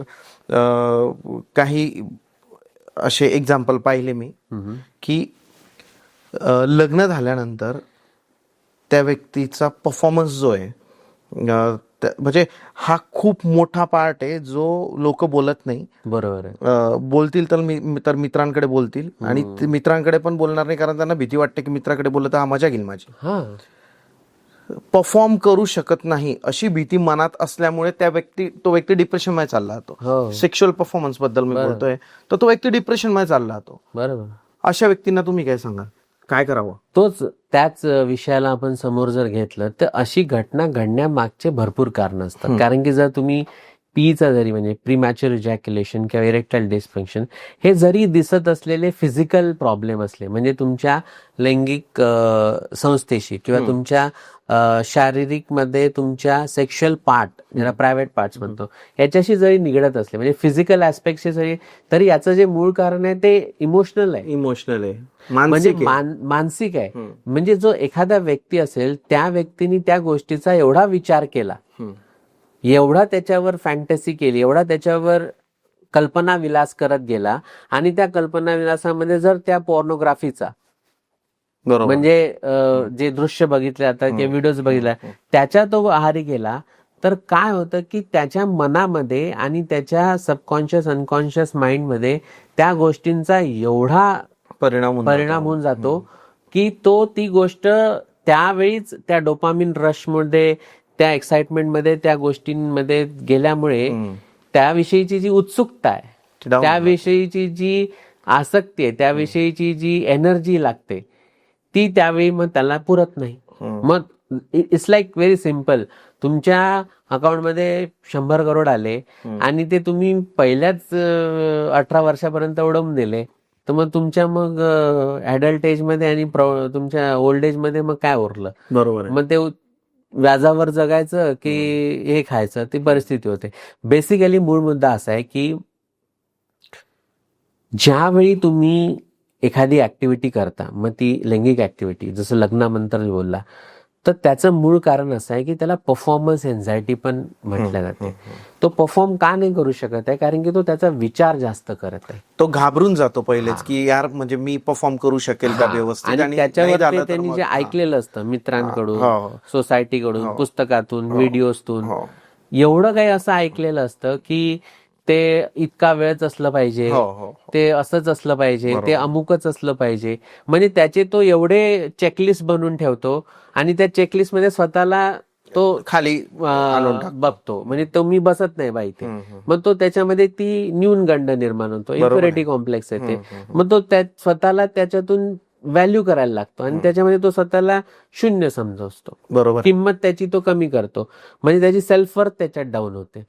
मग तुमची किंमत स्वतः डाऊन केली, सेल्फ वर्थ डाऊन केली, मग तुम्ही कसं काय त्यावेळी त्या क्षणाला त्या रीतीने परफॉर्म करू शकाल. एक्झॅक्टली, बरोबर आहे. आजकाल तर जो व्यक्ती दारू पितो, स्मोक करतो, तो केव्हाही करू शकतो. म्हणजे त्याचा मूड झाला तो करेल. किंवा कुणी असा व्यक्ती आहे की ज्याला असं वाटतं की यार माझा प्रेम भंग झालाय किंवा बॉस सोबत भांडण झालं, तर जाऊन बसतो बारमध्ये, दारू पितो. आजकाल घरी पितात लोक. आणि ते चुकीचं का बरोबर, तर त्याचा वैयक्तिक प्रश्न आहे. ते आपण कुणी आलो नाही त्याच्यामध्ये हे करायला. बट असं वाटत नाही का सर तुम्हाला की दारू पिल्यानंतर जो दुसरा दिवस असतो तो जास्त डिप्रेसिंग असतो आणि स्मोक केल्यानंतरचे पुढचे 15-20 मिनिटं हे जास्त डिप्रेसिंग असतात? हे बरोबर आहे की? तसंच आहे. धावल्यानंतरच माणूस थकतो, धावताना थकत नाही ना. जेव्हा तुम्ही धावत असता तेव्हा तुम्हाला थकवा जाणूच शकत नाही. धावल्यानंतर जेव्हा तुम्ही बसता तुम्हाला थकवा जाणवतो, तुम्हाला घाम सुटतो, तुमचा घसा सुकतो. कसं आहे की तुम्ही कुठलीही गोष्ट, मग ते व्यसन असू द्या की कुठल्याही गोष्टीला जेव्हा तुम्ही करत असता, त्यातून जात असता, तुम्हाला त्याचं रिअलायझेशन होत नसतं. कारण की मग ते सिगरेट असू द्या, दारू असू द्या, व्यसन असू द्या, कुठलेही व्यसन घ्या, ती करत असताना तुम्ही त्याच्या हाय मध्ये असता. म्हणजे त्या सबस्टन्सच्या इंड्यूस मध्ये असता, त्या सबस्टन्सच्या इन्फ्लुएन्स मध्ये असता. त्यामुळे तुम्हाला माझ्यासाठी राईट अँड रॉंगचा प्रश्न जाऊ द्या, माझ्यासाठी राईट काय, माझ्यासाठी रॉंग काय हे तुम्हाला कळत नाही त्या पिरियड मध्ये. आपण म्हणजे माझ्यासाठी ब्लॅक काय, माझ्यासाठी व्हाईट काय, हे माझ्यासाठी ते ओरिजिनली राईट आहे की रॉंग आहे ते जाऊ द्या. नैतिकता अनैतिकता मूल्यांचा आपण मी प्रश्न करत नाहीये. मी जसं सांगितलं बोलले की तो ज्याचा प्रश्न आहे. पण ती क्रिया करत असताना, मग ती दारू असू द्या, सिगरेट असू द्या किंवा इतर कोणते अंमली पदार्थांचं सेवन असू द्या, ह्या सगळ्या गोष्टी करत असताना त्याचं जे ब्रेन आहे, त्याचं जी नर्वस सिस्टम आहे, त्याचा जे अगेन प्रीफ्रंटल कॉर्टेक्स आहे, तो शटडाऊन असतो. तो हायजॅक केलेला असतो त्या सबस्टन्सनी. म्हणून तर तो तो फील करत आहे ना. मग त्याला ती गोष्ट तेव्हा कळतच नाही की मी हे चूक करत आहे की बरोबर करत आहे, हे माझ्याचं हितकारक आहे की घातक आहे. बरोबर आहे. ते जेव्हा होऊन जातं, मग त्याच्यामुळे कुठला रोग झाला किंवा त्याच्यामुळे काही दुष्परिणाम आले, मग त्यावेळी त्याला रिअलायझेशन होते की अरे मी त्यावेळी चुकीचं केलं. पण त्यावेळी वेळ निघून गेली राहते. कसं असतं, तो एक विचार आहे की मला आता दारू प्यायची इच्छा झाली, मला आता तो विचार जरी क्षणिक असला पण त्यावर केलेली कृती आहे, त्याचे परिणाम मात्र कायम असतात. बरोबर आहे. ही कृती केल्यानंतर दुसऱ्या दिवशी सकाळी लोकांना वाटतं की आजपासून मी सोडून देईन. हे पण एक तुम्ही पाहिले असतील. म्हणजे हे व्यसनाधीन लोकांना थोडंसं त्याकडे चाललो होता. बरोबर. की एखादा व्यक्ती आहे जो ऍडिक्टेड आहे, थोडंसं पितो आणि रात्री पिला आणि सकाळी उठल्यावर त्याला वाटतं की मी आता उद्यापासून पिणारच नाही, की मी आता दारूच सोडून देतो. पण लाईट लागले की दुसऱ्या दिवशी परत प्यायला बसतो. असे लोक आले का तुमच्याकडे आणि यांची मानसिकता तुम्ही बदलवू शकता का? तर तेच आहे की आता मी त्या वर्डला एका दुसऱ्या वर्डशी कनेक्ट करेल, मोटिवेशन. एवढं भरलेलं आहे युट्यूबवर म्हणा की इंस्टाग्रामवर म्हणा की प्रत्येक गोष्टीसाठी मोटिवेशन. पण मी त्याला थोडं जोकिंगली किंवा थोडं मिश्किलपणे म्हणतो, motivation is like a masturbation झालेलं आहे. आत्ताच आपण तो विषय घेतला की मॅस्टरबेशन, पण मोटिवेशन पण एक मॅस्टरबेशन झालेलं आहे. जिकडे तिकडे बघावं इन्स्पिरेशन, मोटिवेशन, आणि इतकं ते वाढलेलं आहे की मोटिवेशन हे टेम्पररी डोपामिन रश देतं. तुम्हाला 5 मिनिटं 10 मिनिटं तो व्हिडिओ बघत असताना किंवा तो जेव्हा आपण डिसिजन घेतो की नाही मी आता उद्यापासून सोडणार, हे टेम्पररी काम करतं. त्या भावनेमध्ये, त्या इमोशनच्या अपलिफ्टमेंटमध्ये, त्या एक इमोशनच्या ओव्हरफ्लोमध्ये तुम्ही बोलून देता, आपण बोलून देतो की मी उद्यापासून हे करणार आहे, उद्यापासून ते करणार आहे, आणि ते एक टेम्पररी मोटिवेशन आहे. मोटिवेशननी तुमचं जीवन चालत नाही. तुमचं जीवन चालतं ते फक्त एक पाऊल पुढे, ज्याला आपण म्हणू what is my next step. कारण की जेव्हा ते लागलंही व्यसन तेव्हा ते एकदम एवढं नव्हतं लागलं. आज एक सिगरेट पिला, उद्या एक पिला, उद्या परवा 3 पिला, असं ते हळूहळू वाढत गेलेलं आहे. त्याला तुम्ही एकदम उद्यापासून मी बंद करतो म्हटलं तर तुमची नर्वस सिस्टम आणि तुमचा जो ब्रेन आहे त्याला सपोर्ट नाही करणार. कारण की ते तुम्ही सडनली म्हणता की आता विड्रॉल, मग त्यातून विड्रॉल सिम्पटम येतात. मग ते सिगरेट असो किंवा दारू असू द्या, कुठल्या व्यसनाचे. तर त्याच्यावर सर्वात महत्वाचा उपाय आहे की तुम्ही त्याला टॅपर करत जा. आणि त्याच्यासाठी तुम्हाला जे आवश्यक असते ते मोटिवेशन नव्हे तर कन्सिस्टन्सी. कसं सोडतील हे लोक? मी जसं म्हणतो, सर्वात पहिले स्वीकार करणे की मला हे व्यसन आहे, मी या व्यसनाच्या आहारी गेलोय, म्हणजे मी एका काट्याच्या कुंपणात अटकलेलो आहे. हे पहिले मानणं, याचा स्वीकार करणं. कसं आहे, मुख्यतः याचा डिनायल जास्त राहतो, आणि तो डिनायल बनण्यासाठी देतो की मी त्या अमुक कारणामुळे. जेव्हा तुम्ही ऍडिक्शनला इमोशनशी जोडताना, मग ते ऍडिक्शन तुम्ही बाहेर नाही काढू शकत. कारण की तुम्ही एक इमोशन जोडलं की मी दुःखी होतो तेव्हा पितो. त्यांना NLPच्या भाषेमध्ये ना अँकरिंग पण म्हणतात. ओके, अँकर झाले ना तुम्ही. म्हणजे मी दुःखी झालो तर दारू पिलो, मग आता दुःख आणि दारू अँकर झाली. जेव्हा जेव्हा दुःख होईल तेव्हा दारू पिणार. तुम्हाला कुठली गोष्ट त्याला डी अँकर करावं लागेल, म्हणजे त्याला तिथे ते कट करावं लागेल. ते जे कनेक्शन आहे, ते वायरिंग आहे, ते कट करावं लागेल. ते असं एका रात्रीतून होणारी गोष्ट नाहीये. त्यासाठी सर्वात महत्वाचं जर मी म्हणेल कुठल्याही ॲडिक्शनमध्ये, तर सर्वात त्या इमोशनला तुम्ही दुसऱ्या इमोशननीच काटू शकता. काटाने काटा काढणे. ते काय असू शकतं? म्हणजे मी तुम्हाला उदाहरण देतो महेश भट्टचं. महेश भट्ट एका काळामध्ये प्रचंड दारूच्या आहारी गेलेले व्यक्ती होते, आणि ते इतके त्या आहारात, त्या दारूच्या व्यसनामध्ये होते की त्यांना बाहेर काढणं. त्यांच्या तो पिक्चर पण बनलेला एक डॅडी की असं काहीतरी, मला आता नाव नाही आठवत. आशिकी का? नाही, त्याच्यामध्ये अनुपम खेरनी रोल केलेला आहे. ओके, आणि त्यांना तो चेक करतो सर लगेच. हा, बिलकुल शकतं. तर त्याच्यामध्ये पण तो व्यक्ती त्या दारूच्या आहारी जातो. तर हा त्यांनी सांगितलेला इन्सिडेंट आहे. आय नो दिस. मी तुम्हाला सांगतो, तर त्यावेळी त्यांनी ना फार मार्मिक असं इन्सिडेंट सांगितलं. डॅडीच आहे ना, डॅडी. मला थोडं बॉलिवूडचं नॉलेज ठीक आहे. सो तसं मी बॉलिवूड आवडतं प्रश्न नाही. आणि बॉलिवूडनी चांगलंही दिलंय, वाईटही दिलंय. प्रत्येक विषयाला 2 पैलू असतात. एक्झॅक्टली. तर काय आहे की त्यांनी एका इंटरव्ह्यू मध्ये एक छान असा इन्सिडेंट सांगितला, आणि तेच खरं मर्म आहे कुठलेही. ते बोलले की एक दिवस मी प्रचंड दारू पिलेलो होतो, आणि त्या दारूच्या नशेमध्ये असताना माझ्या तोंडातून दारूचा वास येत होता. आणि इतका वास येत होता की जेव्हा मी घरी गेलो आणि मी माझी छोटी मुलगी म्हणजे आल्याला त्यांनी पकडलं, हातात घेतलं. तर जेव्हा त्यांनी असं घेतलं तर त्या मुलीनी तोंड फिरवलं. छोटा इन्सिडेंट आहे बघा. कुछ भी हो सकता है. हे अनुपम खेरचा सिरीज होता. त्यावेळी त्या मुलीनी जसं तोंड फिरवलं तर त्या बापाला असं वाटलं की मी इतका खालच्या दर्जाला गेलोय की आज माझी मुलगी माझ्या चेहऱ्याकडे बघून, माझ्या मिठीमध्ये येऊन मला तोंड फिरवते. बरोबर, एक इमोशन आहे ते. दारूची एवढी लत, दारूची एवढी व्यसन नसताना सुद्धा त्या व्यक्तीने त्या दिवशी जी दारू पिली ती शेवटची दारू पिली. त्यानंतर महेश भट त्यानंतर कधीच दारू महेशने पिली दारू पिली नाही. आता इथे काय घटना घडली हे बघणं फार महत्वाचं आहे.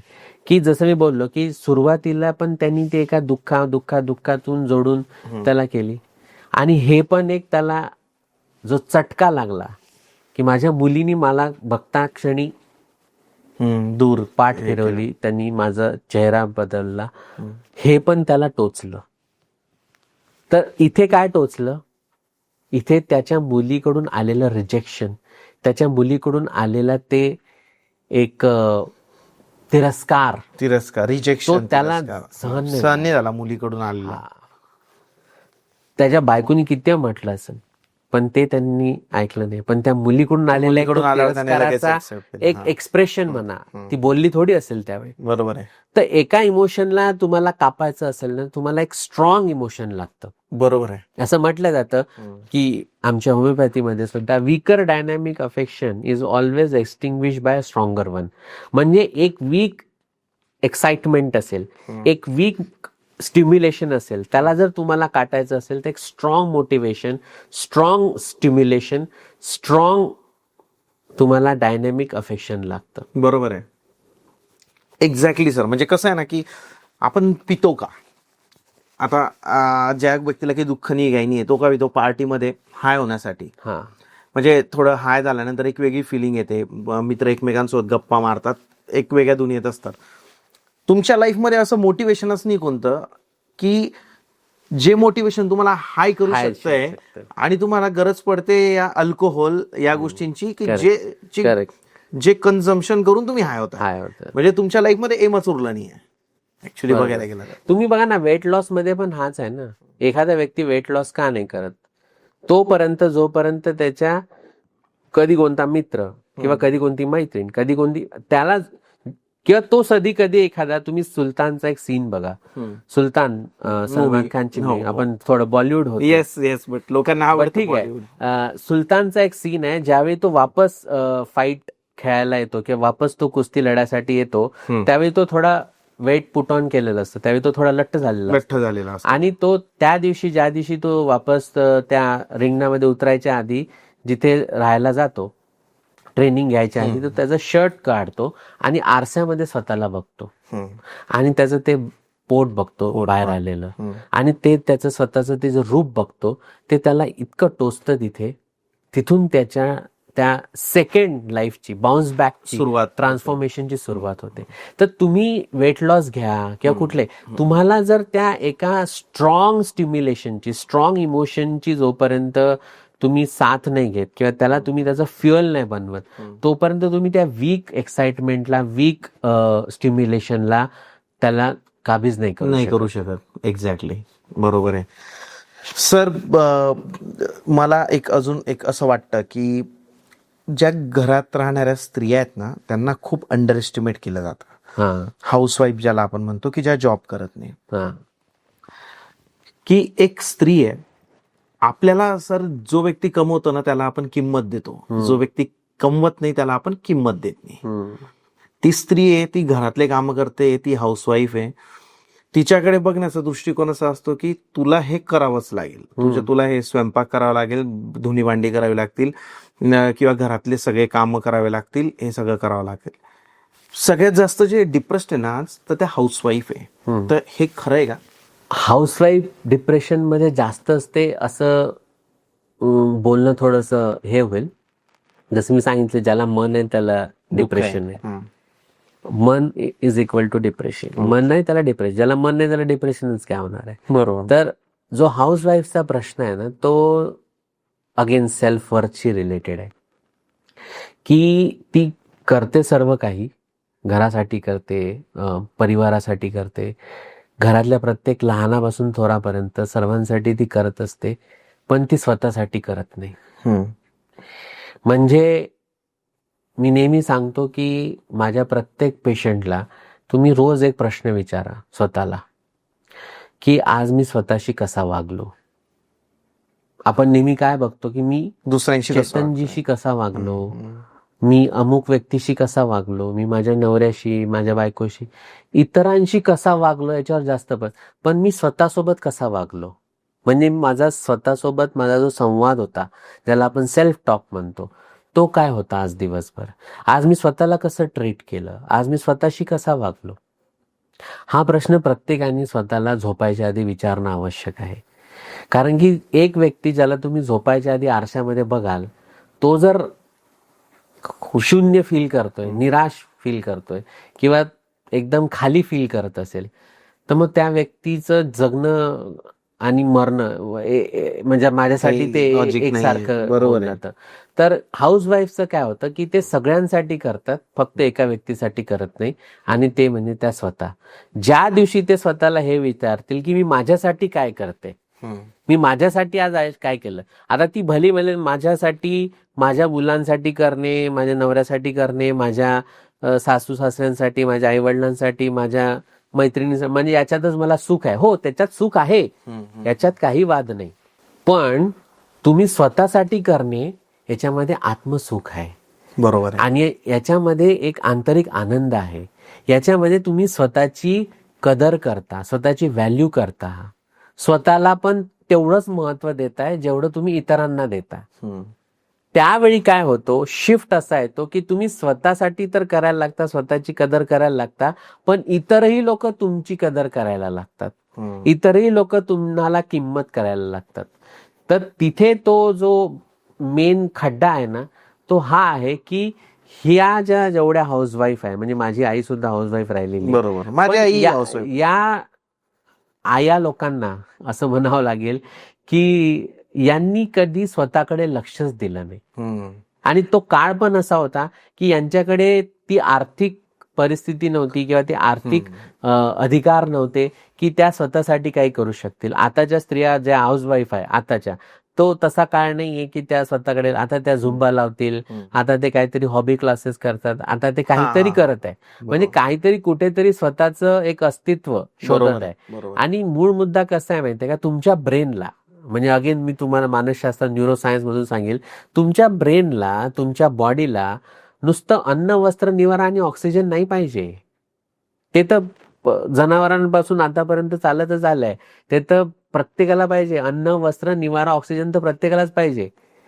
तुमच्या बॉडीला तेच नाही पाहिजे, तुमच्या बॉडीला पाहिजे डीप कनेक्शन, स्वतःची ओळख, स्वतःची एक समाजामध्ये, घरामध्ये एक अस्तित्व, ज्याला आपण आयडेंटिटी म्हणतो. बरोबर आहे. आणि त्या आयडेंटिटीच्या क्रायसिस मध्ये राहिल्यामुळे, स्वतःला महत्व न दिल्यामुळे, म्हणजे काय, सगळ्यांचं जेवण झाल्यावर मी जेवील, म्हणजे सगळ्यांचं उष्ट मी खाईल, इव्हन मुलांचंही मी खाईल, नवऱ्याचंही मी खाईल, त्याच्यामध्ये ते सार्थकता मानतात. तर जो व्यक्ती स्वतःलाच महत्व देत नाहीये, जो व्यक्ती स्वतःलाच इम्पॉर्टन्स देत नाही, कदर करत नाही, व्हॅल्यू करत नाही, त्याचं जग काय करेल. एक्झॅक्टली. म्हणून मूळ मुद्दा असा आहे की आयडेंटिटी शिफ्ट होणं महत्वाचं आहे. त्यांनी स्वतःचं एक अस्तित्व घडवणं महत्वाचं आहे, स्वतःची आयडेंटिटी घडवणं महत्वाचं आहे. अच्छा, त्या काळात पण ज्या ज्या स्त्रियांनी स्वतःची आयडेंटिटी आणि अस्तित्व घडवलं, त्या आज तशा नाहीये. पण त्या काळातल्या त्या स्त्रिया ज्या टीचर झाल्या किंवा ज्या प्रोफेसर झाल्या किंवा ज्या डॉक्टर झाल्या, त्यांचे आयुष्य आज तसे नाहीये. पण ज्या स्त्रियांनी स्वतःला विसरून आणि इतरांना सर्व महत्व देऊन दिल्या, त्यांनी स्वतःला गमावलेलं आहे. बरोबर आहे. सर, हे डिप्रेशन, एन्झायटी वगैरे हे थोडं ग्लॅमराईज नाही वाटत का तुम्हाला? कारण याची हे आधी कुठे होतं सर असं लोकांना? मग याची सुरुवात कुठून झाली आहे, मला ते सांगा तुम्ही, की हे आताच आलं की हे पूर्वीपासून आहे? हे काही आता आलेलं नवीन खूळ किंवा वेड नाही आहे. तुम्ही जर मला खरं प्रांजळपणे माझा जो वैयक्तिक त्याच्यावर अभ्यास म्हणा किंवा जे एक ओपिनियन आहे, ते असं आहे की या पृथ्वीवर सर्वात पहिला जर कोणता एन्झायटी पॅनिक डिसऑर्डरचा पेशंट होता, तर तो अर्जुन होता. अरे बापरे, कसं? कसं? आणि या पृथ्वीवरचे सर्वात पहिले जर कोणते सायकॅट्रिस्ट, सायकोलॉजिस्ट किंवा सायकोथेरपिस्ट होते, तर ते होते डॉक्टर श्रीकृष्ण. ओके. कुरुक्षेत्रामध्ये ज्यावेळी युद्धाला सुरुवात होते आणि सुरू व्हायच्या आधी अर्जुन आपला रथ जेव्हा समोर नेतो आणि तो अर्जुन ज्याच्याकडे एवढे सर्व ब्रह्मास्त्र आहेत, ज्याच्याकडे एवढा मोठा गांडीव धनुष्य आहे, समोर सारथी म्हणून श्रीकृष्ण आहे, 5 घोडे आहे, तो एवढा बलशाली, आणि तो तिथे थरकाप त्याला सुटतो, त्याला घाम सुटतो, त्याला भीती वाटते, त्याला ते एक अँशियस होतो म्हणा किंवा पॅनिक होतो की मी यांच्याशी लढू नाही शकत. तो म्हणतो नाही, मी माझे वेपन सोडतो, मी गांडीव सोडतो. तो निशस्त्र होऊन जातो तिथे, आणि तो त्या कृष्णाला म्हणतो की पार्थ असा होऊन गेला की तो आपल्या माधवला म्हणतो की मैं लढ नाही सकता, मी लढू शकत नाही. का? कारण की जे समोर सर्व उभे आहे ते माझे कोणी ना कोणी नातेवाईक आहे, कोणी भाऊ आहे, कोणी आजोबा आहे, कोणी गुरु आहे, कोणी माझे मोठे उपासक मी ज्यांचा राहिलो आहे, मी त्यांच्याशी कसा लढू. बरोबर. तर तो जो त्यावेळीची जी त्याची परिस्थिती होती, त्यावेळी त्याची जी अवस्था झाली, ती अवस्था इतर काही नव्हे तर एन्झायटी पॅनिक अटॅक होता ते. ओके. आणि त्या एन्झायटी पॅनिक अटॅकला श्रीकृष्णांनी, परमेश्वर श्रीकृष्णांनी कसं त्याला संवादातून आणि समुपदेशातून, जे 45 ते 48 मिनिटं चाललेलं सेशन, 700 श्लोक आणि 18 अध्याय, ज्याला आज आपण गीता म्हणतो, ते कसं झालं, तर तेच होतं जे आजकालचे डॉक्टर, थेरपिस्ट, सायकॅट्रिस्ट, सायकोलॉजिस्ट किंवा सायकोथेरपिस्ट करतात. म्हणजे त्यांनी प्रश्न विचारले आणि त्यांनी उत्तरं दिले. म्हणजे अर्जुन प्रश्न करत गेला आणि श्रीकृष्ण महाराज त्याच्यावर उत्तर देत गेले. तर हे काय होतं, तर तुम्ही याला जर थोडंसं मेडिकल अँगलनी बघितलं तर एन्झायटी, डिप्रेशन मला जर तुम्ही विचारणार ना, तर ते तर कलियुगातलं नाहीच, ते जुनं आहे, ते तर चालू आहे त्रेतायुगापासून. आणि त्याच्यातून मी म्हणेल की जेव्हा श्रीराम जेव्हा हतबल झाले, जेव्हा ते एकदम काय म्हणतात उद्विग्न झाले या सगळ्या युद्धापूर्वी, ते सुद्धा त्यांच्या गुरुकडे, ते सुद्धा त्यांच्या ऋषीकडे गेले आणि तिथे जाऊन त्यांनी स्वतःचं दुःख व्यक्त केलं. स्वतः हनुमानजी, ते जेव्हा त्यांची सर्व काही विद्या, ते जेव्हा त्यांचे सर्व काही पॉवर, त्यांच्यामधलं जे बल विसरले, तेव्हा जामवत आले आणि जामवत नेऊन त्यांना त्यांचं सर्व विद्या आणि त्यांचं बल आठवलं. त्यावेळी जामवत कोण होते? एक समुपदेशक होते, काउन्सिलर होते, थेरपिस्ट होते किंवा सायकॅट्रिस्ट होते.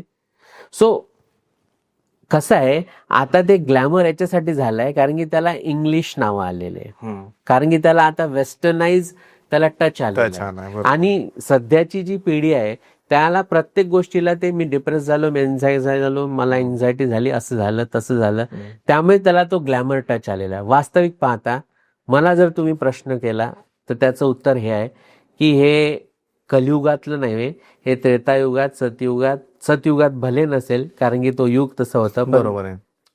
त्रेतायुगातही होतं, द्वापार युगातही होतं आणि कलियुगात तर राहणारच आहे.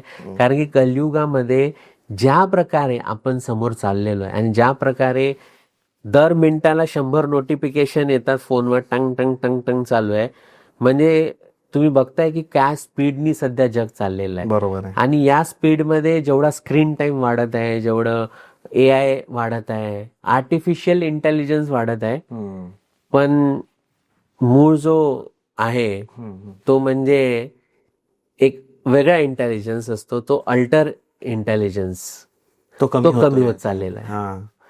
जे काय ते सगळं म्हणजे AI वरच असतो सर आजकाल. सर आता सर्व काही असं ज्या पद्धतीने वाढत चाललंय ना, की माणसाचा माणसाशी असलेला संबंध, माणसाशी असलेली मैत्री आणि माणसाचा माणसाशी असलेला जो आपुलकी आहे ती कमी होत चालली आहे.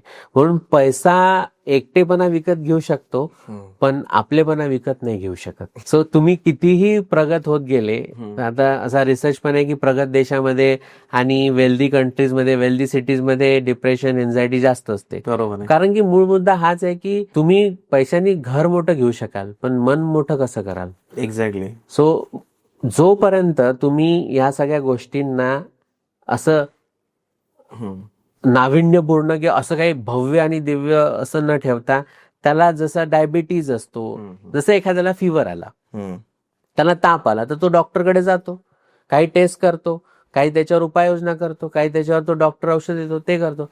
त्याचप्रमाणे एन्झायटी आणि डिप्रेशन आहे.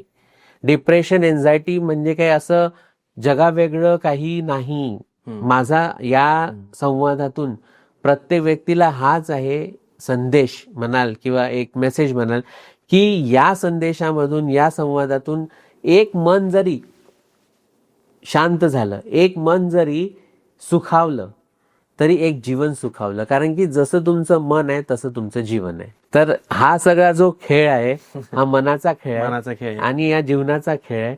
त्यामुळे जसं मन तसं जीवन. सर, अजून एक शब्द आहे पॅनिक अटॅक. आपण ऐकतो, काही लोक अनुभवतात. तर तुम्ही काय सांगाल की पॅनिक अटॅक नेमका काय असतो आणि केव्हा समजायचं की मला पॅनिक अटॅक आलाय? ज्यावेळी एन्झायटी उच्च कोटीला जाते, म्हणजे epitome of anxiety is panic attack. Panic attack म्हणजे जर साध्या सोप्यात सांगायचं की तुमची एन्झायटी आता त्या शिगेला पोहोचलेली आहे की तुमच्या छातीमध्ये धडधडत आहे, तुम्हाला घाम फुटतोय, तुम्हाला असा जीव कासावीस झालेला आहे, तुम्हाला एका ठिकाणी बसणं होत नाही आणि तुम्हाला तीव्र अशी संवेदना होत आहे आणि अशी भावना होत आहे की माझा कुठल्याही क्षणाला मृत्यू होऊ शकतो. That is panic attack.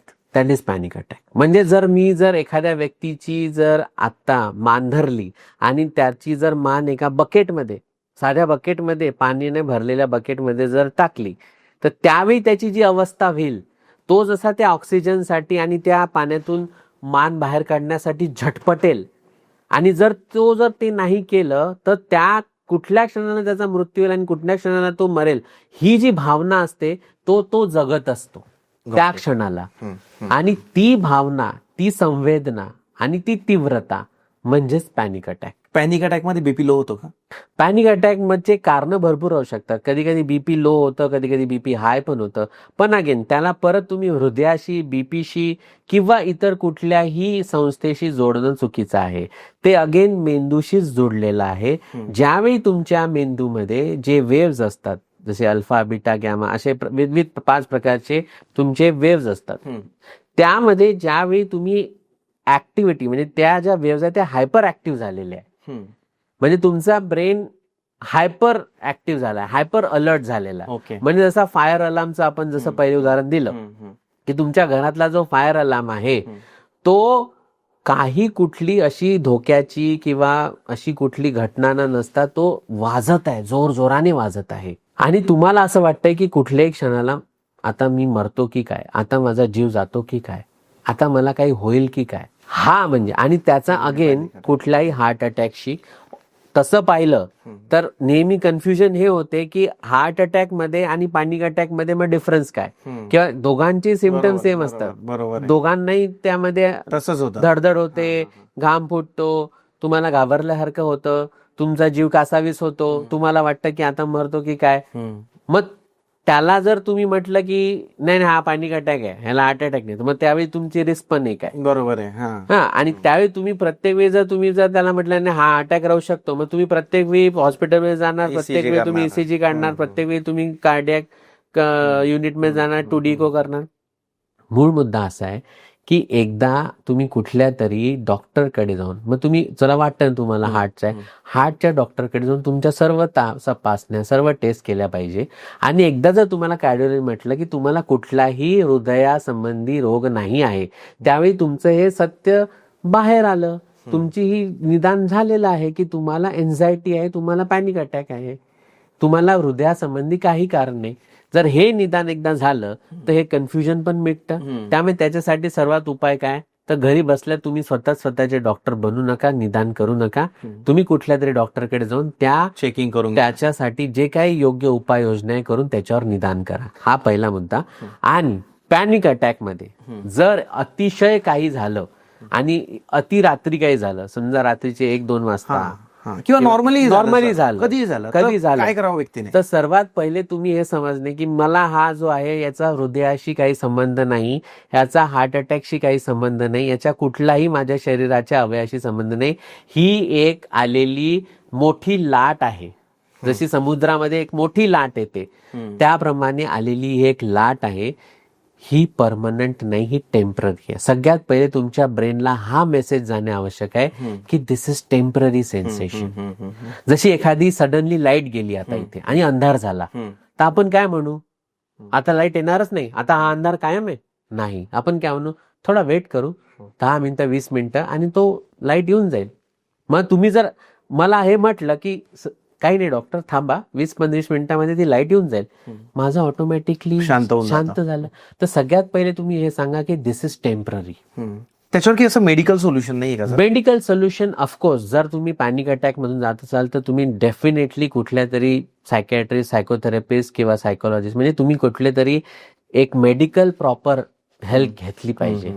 आणि त्यावर मग औषधं असतील, मग ते होमिओपॅथीचे औषधं आहे की आयुर्वेदाचे की ॲलोपॅथीचे, जे त्याला जे सोयीस्कर वाटतात. मी आता होमिओपॅथिक डॉक्टर, त्यामुळे मी होमिओपॅथीची औषधे, तर त्यावेळी तुम्ही त्या औषधाची स्वतःसोबत एक सोय ठेवा आणि ते औषधांचं तुम्ही त्यावेळी सेवन करा. हा एक उपाय आहे.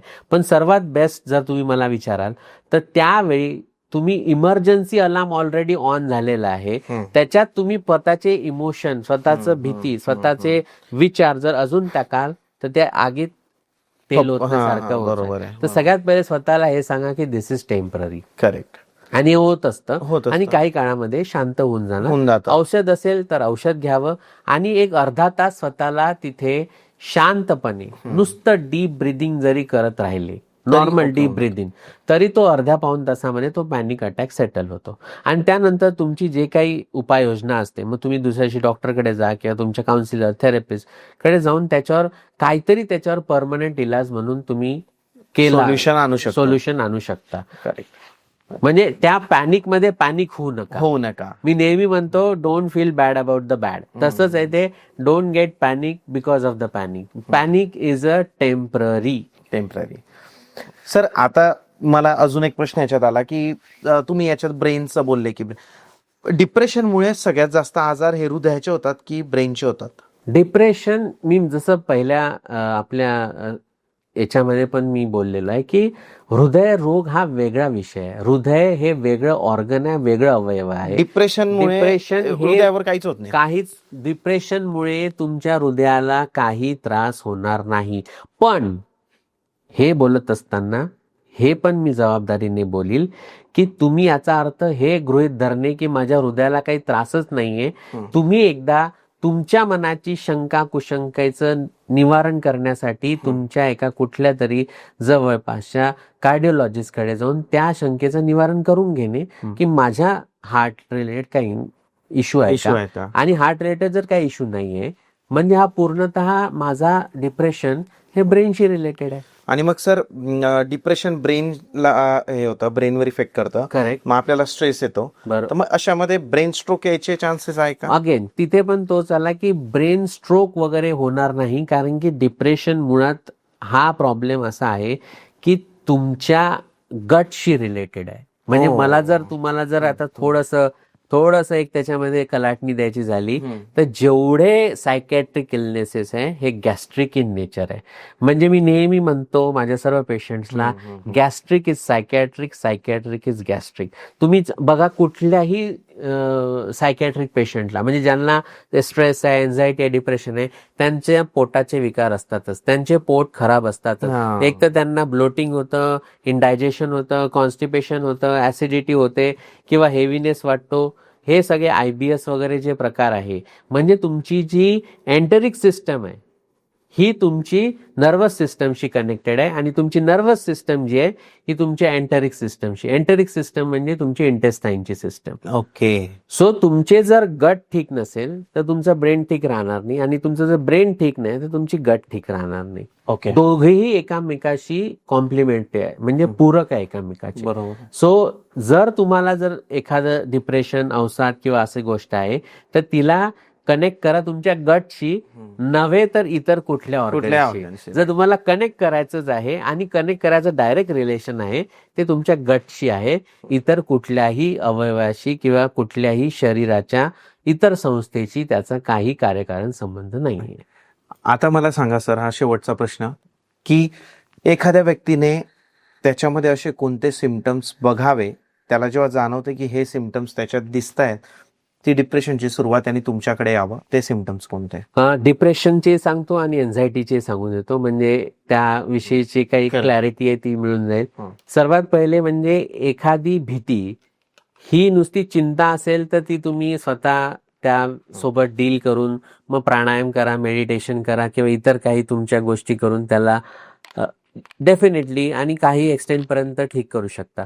पण ती जर चिंता तुम्हाला सतत होत आहे, त्याच्यामुळे तुम्हाला शारीरिक संवेदना चालू झाल्या, फिजिकल सेन्सेशन चालू झाले आणि ती चिंता तुम्हाला इतरांपासून दूर करत आहे, म्हणजे तुम्हाला आयसोलेट करत आहे आणि ती चिंता तुम्हाला एवढी वाढलेली आहे की तुमच्यासाठी ती रोजचा एक मोठं युद्ध झालेलं आहे.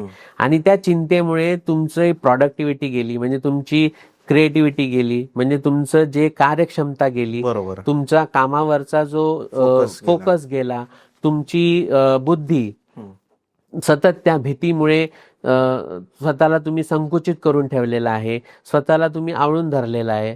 त्या भीतीमुळे तुमचं भूक कमी झाली आहे, तुमची झोप गेली आहे आणि सगळ्यात पहिले मी काय बोललो, गट म्हणजे तुमची पचन संस्था जर डिस्टर्ब झाली आहे तर डेफिनेटली तुम्ही कुठल्या तरी डॉक्टरकडे कन्सल्ट केलं पाहिजे, थेरपिस्टकडे, कुठल्या तरी समुपदेशकाकडे गेलं पाहिजे. तुम्हाला कन्सल्ट केलं तर मग तुम्ही त्याचं डिप्रेशन 100% घालवू शकतात का? प्रश्नच नाही. म्हणजे डिप्रेशन आणि एन्झायटी ही 100% क्युरेबल गोष्ट आहे. आजच्या घडीला तर कॅन्सर पण क्युरेबल आहे. हो. तर डिप्रेशन आणि एन्झायटी काय चीज आहे त्याच्यासमोर? किती दिवस लागतील? हा प्रश्न असा असतो की किती दिवसापासून ते आहे. जर एखादं डिप्रेशन, एन्झायटी काही महिन्यापासून आहे, 2 महिन्यापासून, 3 महिन्यापासून, त्याला ठीक करायला 3 ते 4 महिने भरपूर वेळ आहे. पण एखादी व्यक्ती मागच्या 4 वर्षापासून, 5 वर्षापासून त्या डिप्रेशन आणि एन्झायटीशी झुंज देते आणि तो ऑलरेडी कुठले तरी ॲलोपॅथिक औषधं त्यांनी मागच्या 5-6 वर्षापासून घेत आहे, तर डेफिनेटली त्याला ठीक होण्याला 6 ते 8 महिने किंवा वर्षभराचा एक टाइम तो जातच असतो. हा एक साधारण ढोबळ मनाने मी सांगितलेला पिरियड आहे. प्लस प्रत्येक व्यक्ती गणित हे वेगळं होत असू शकतं, कारण की प्रत्येकाची लाईफ हिस्ट्री, प्रत्येकाची लाईफ सिच्युएशन, प्रत्येकाची एन्झायटी, प्रत्येकाचं डिप्रेशन हे वेगळं असतं. सर, झोप किती इम्पॉर्टंट आहे एखाद्याच्या आयुष्यामध्ये? झोप तेवढीच इम्पॉर्टंट आहे जेवढी श्वास इम्पॉर्टंट आहे. कारण की लहान मूल पण आईच्या पोटामध्ये जेव्हा असतं, गर्भामध्ये असतं, त्यावेळी ते अन्न खात नसतं, ते श्वास घेत असतं, ते अम्बिलिकल कॉर्डच्या थ्रू, आणि ते शांत झोप घेत असतं. तर झोप ही तुमच्या आईच्या गर्भावस्थेतून असल्यापासूनची असणारी क्रिया आहे. त्यामुळे आजच्या घडीला जर तुम्ही मला विचारणार की what is success according to me, then ज्याला साऊंड स्लीप आहे, ज्याला शांत झोप आहे, सुखाची झोप आहे, प्रसन्न झोप आहे, तो खरा सुखी आहे, तो खरा सक्सेसफुल आहे. तर झोपेचं सर्वात सायंटिफिक मी तुम्हाला सांगेल की जेव्हा तुम्ही झोपत असता तेव्हा तुम्ही नुसते विश्रांती घेत नाहीये, तर आपल्या सिस्टममध्ये एक अशी व्यवस्था आहे की त्यावेळी ब्रेन स्वतःला डिटॉक्स करत असतो. म्हणजे जे काही वेस्ट प्रॉडक्ट ब्रेनमध्ये तयार झालेलं आहे ते तो वेस्ट प्रॉडक्ट सेरेब्रोस्पायनल फ्लुइडच्या द्वारे सर्क्युलेशनमध्ये टाकतं आणि सर्क्युलेशनच्या द्वारे ते शरीरातून बाहेर फेकलं जातं. तर झोप ही झोप नाहीये, झोप ॲक्च्युली एक स्वतःमध्ये एक थेरपी आहे. झोप ही स्वतःमध्ये एक मेडिसिन आहे. आणि त्या सिस्टमचं जे म्हणजे तो जो पूर्ण काय म्हणता येईल की हा जी प्रोसेस आहे ही तेव्हाच होऊ शकते ज्यावेळी माणूस कमीत कमी 6 ते 8 तास झोप. मग ती असं नाही, नाईट शिफ्टवाले म्हणते मग आम्ही ती रात्री नाही घेऊ शकत, तर तुम्ही सकाळी उठून घ्या. पण तुमची 6 ते 8 तास झोप होणं खूप महत्वाचं आहे, कारण की त्या झोपेतून तुमच्या ब्रेनमधलं प्युरिफिकेशन होत आहे, वेस्ट मटेरियल बाहेर राहायचं आहे. तुमचा ब्रेन शांत नव्हे तर शुद्धीकरणाची सुद्धा प्रोसेस होत असते आणि त्याच प्रोसेससाठी झोप ही अत्यंत महत्त्वाची आहे. Sir, thank you so much. Thank you. मला असं वाटतं की हा पॉडकास्ट बघून भरपूर लोकांचे भरपूर सारे प्रश्न सॉल्व्ह झाले असतील, बट तरी पण आम्ही जितकं बोललोय हे तर 5% पण नाहीये या पूर्ण टॉपिकच्या. सरांसोबत बोलायचं झालं तर सर याच्यावर 7-7, 8-8 दिवस कंटिन्यू लेक्चर देऊ शकतात, माहिती देऊ शकतात लोकांना. ज्याही लोकांना वाटतं की त्यांना लाईफमध्ये काहीतरी डिप्रेशन आहे, काहीतरी एन्झायटी आहे, सरांना कॉल करू शकतात. डिस्प्लेला तुम्हाला नंबर दिसत असतील. आणि तुमच्या लाईफमध्ये काय असतं ना, एक छोटी गोष्ट असते पण ती अख्खं आयुष्य खराब करून टाकते. तेच सॉल्व्ह करून घ्या. तो प्रॉब्लेम जर तुमच्या आयुष्यातून दूर गेला तर अख्खं आयुष्य पुढचं तुमचं चांगलं होऊन जातं. Sir, thank you so much. Thank you. तुम्ही लोकांना काय सांगाल जाता जाता, काय एक टिप द्याल की डिप्रेशन पासून ते दूर राहतील? तुम्ही पैसा गमवला तो वापस कमवू शकता. तुम्ही व्यक्ती गमवला तो दुसऱ्या व्यक्तीच्या रूपाने कुठल्या तरी वापस येऊ शकतो. तुम्ही घर गमवलं, तुम्ही घर कमवू शकता. तुम्ही प्रकृती गमावली ती वापस तुम्ही कमवू शकता, पण तुम्ही जर स्वतःला गमावलं तर तो सर्वात मोठा लॉस आहे. त्यामुळे मला एकच सांगायचं आहे की या संवादातून एक जीव, एक मन जरी स्वतःला सांभाळायला शिकलं आणि एक मन जरी स्वतःला गमावण्याच्या आधी सांभाळून घेतलं, तर या संवादातून, या पॉडकास्टमधून मला असं वाटतं की आपलं सार्थक होईल. त्यामुळे मला एकच सर्वांना नेहमी सांगायची इच्छा होते की स्वतःला गृहीत धरू नका, स्वतःला गमवू नका, कारण की जान है तो जहान है. बरोबर. आणि आरोग्यम धनसंपदा. त्यामुळे सर्वात मोठी जर कुठली जाता जाता जर मला एक काय म्हणता येईल की विनंती आहे, एक जबाबदारीने मी बोलणारं वाक्य आहे की प्लीज स्वतःची जबाबदारी घ्या, स्वतःच्या मनाची जबाबदारी घ्या. जग जिंकायचं असेल तर पहिले मन जिंका, जग तुम्ही तसंच जिंकून जाल. Thank you so much. Thank you so much.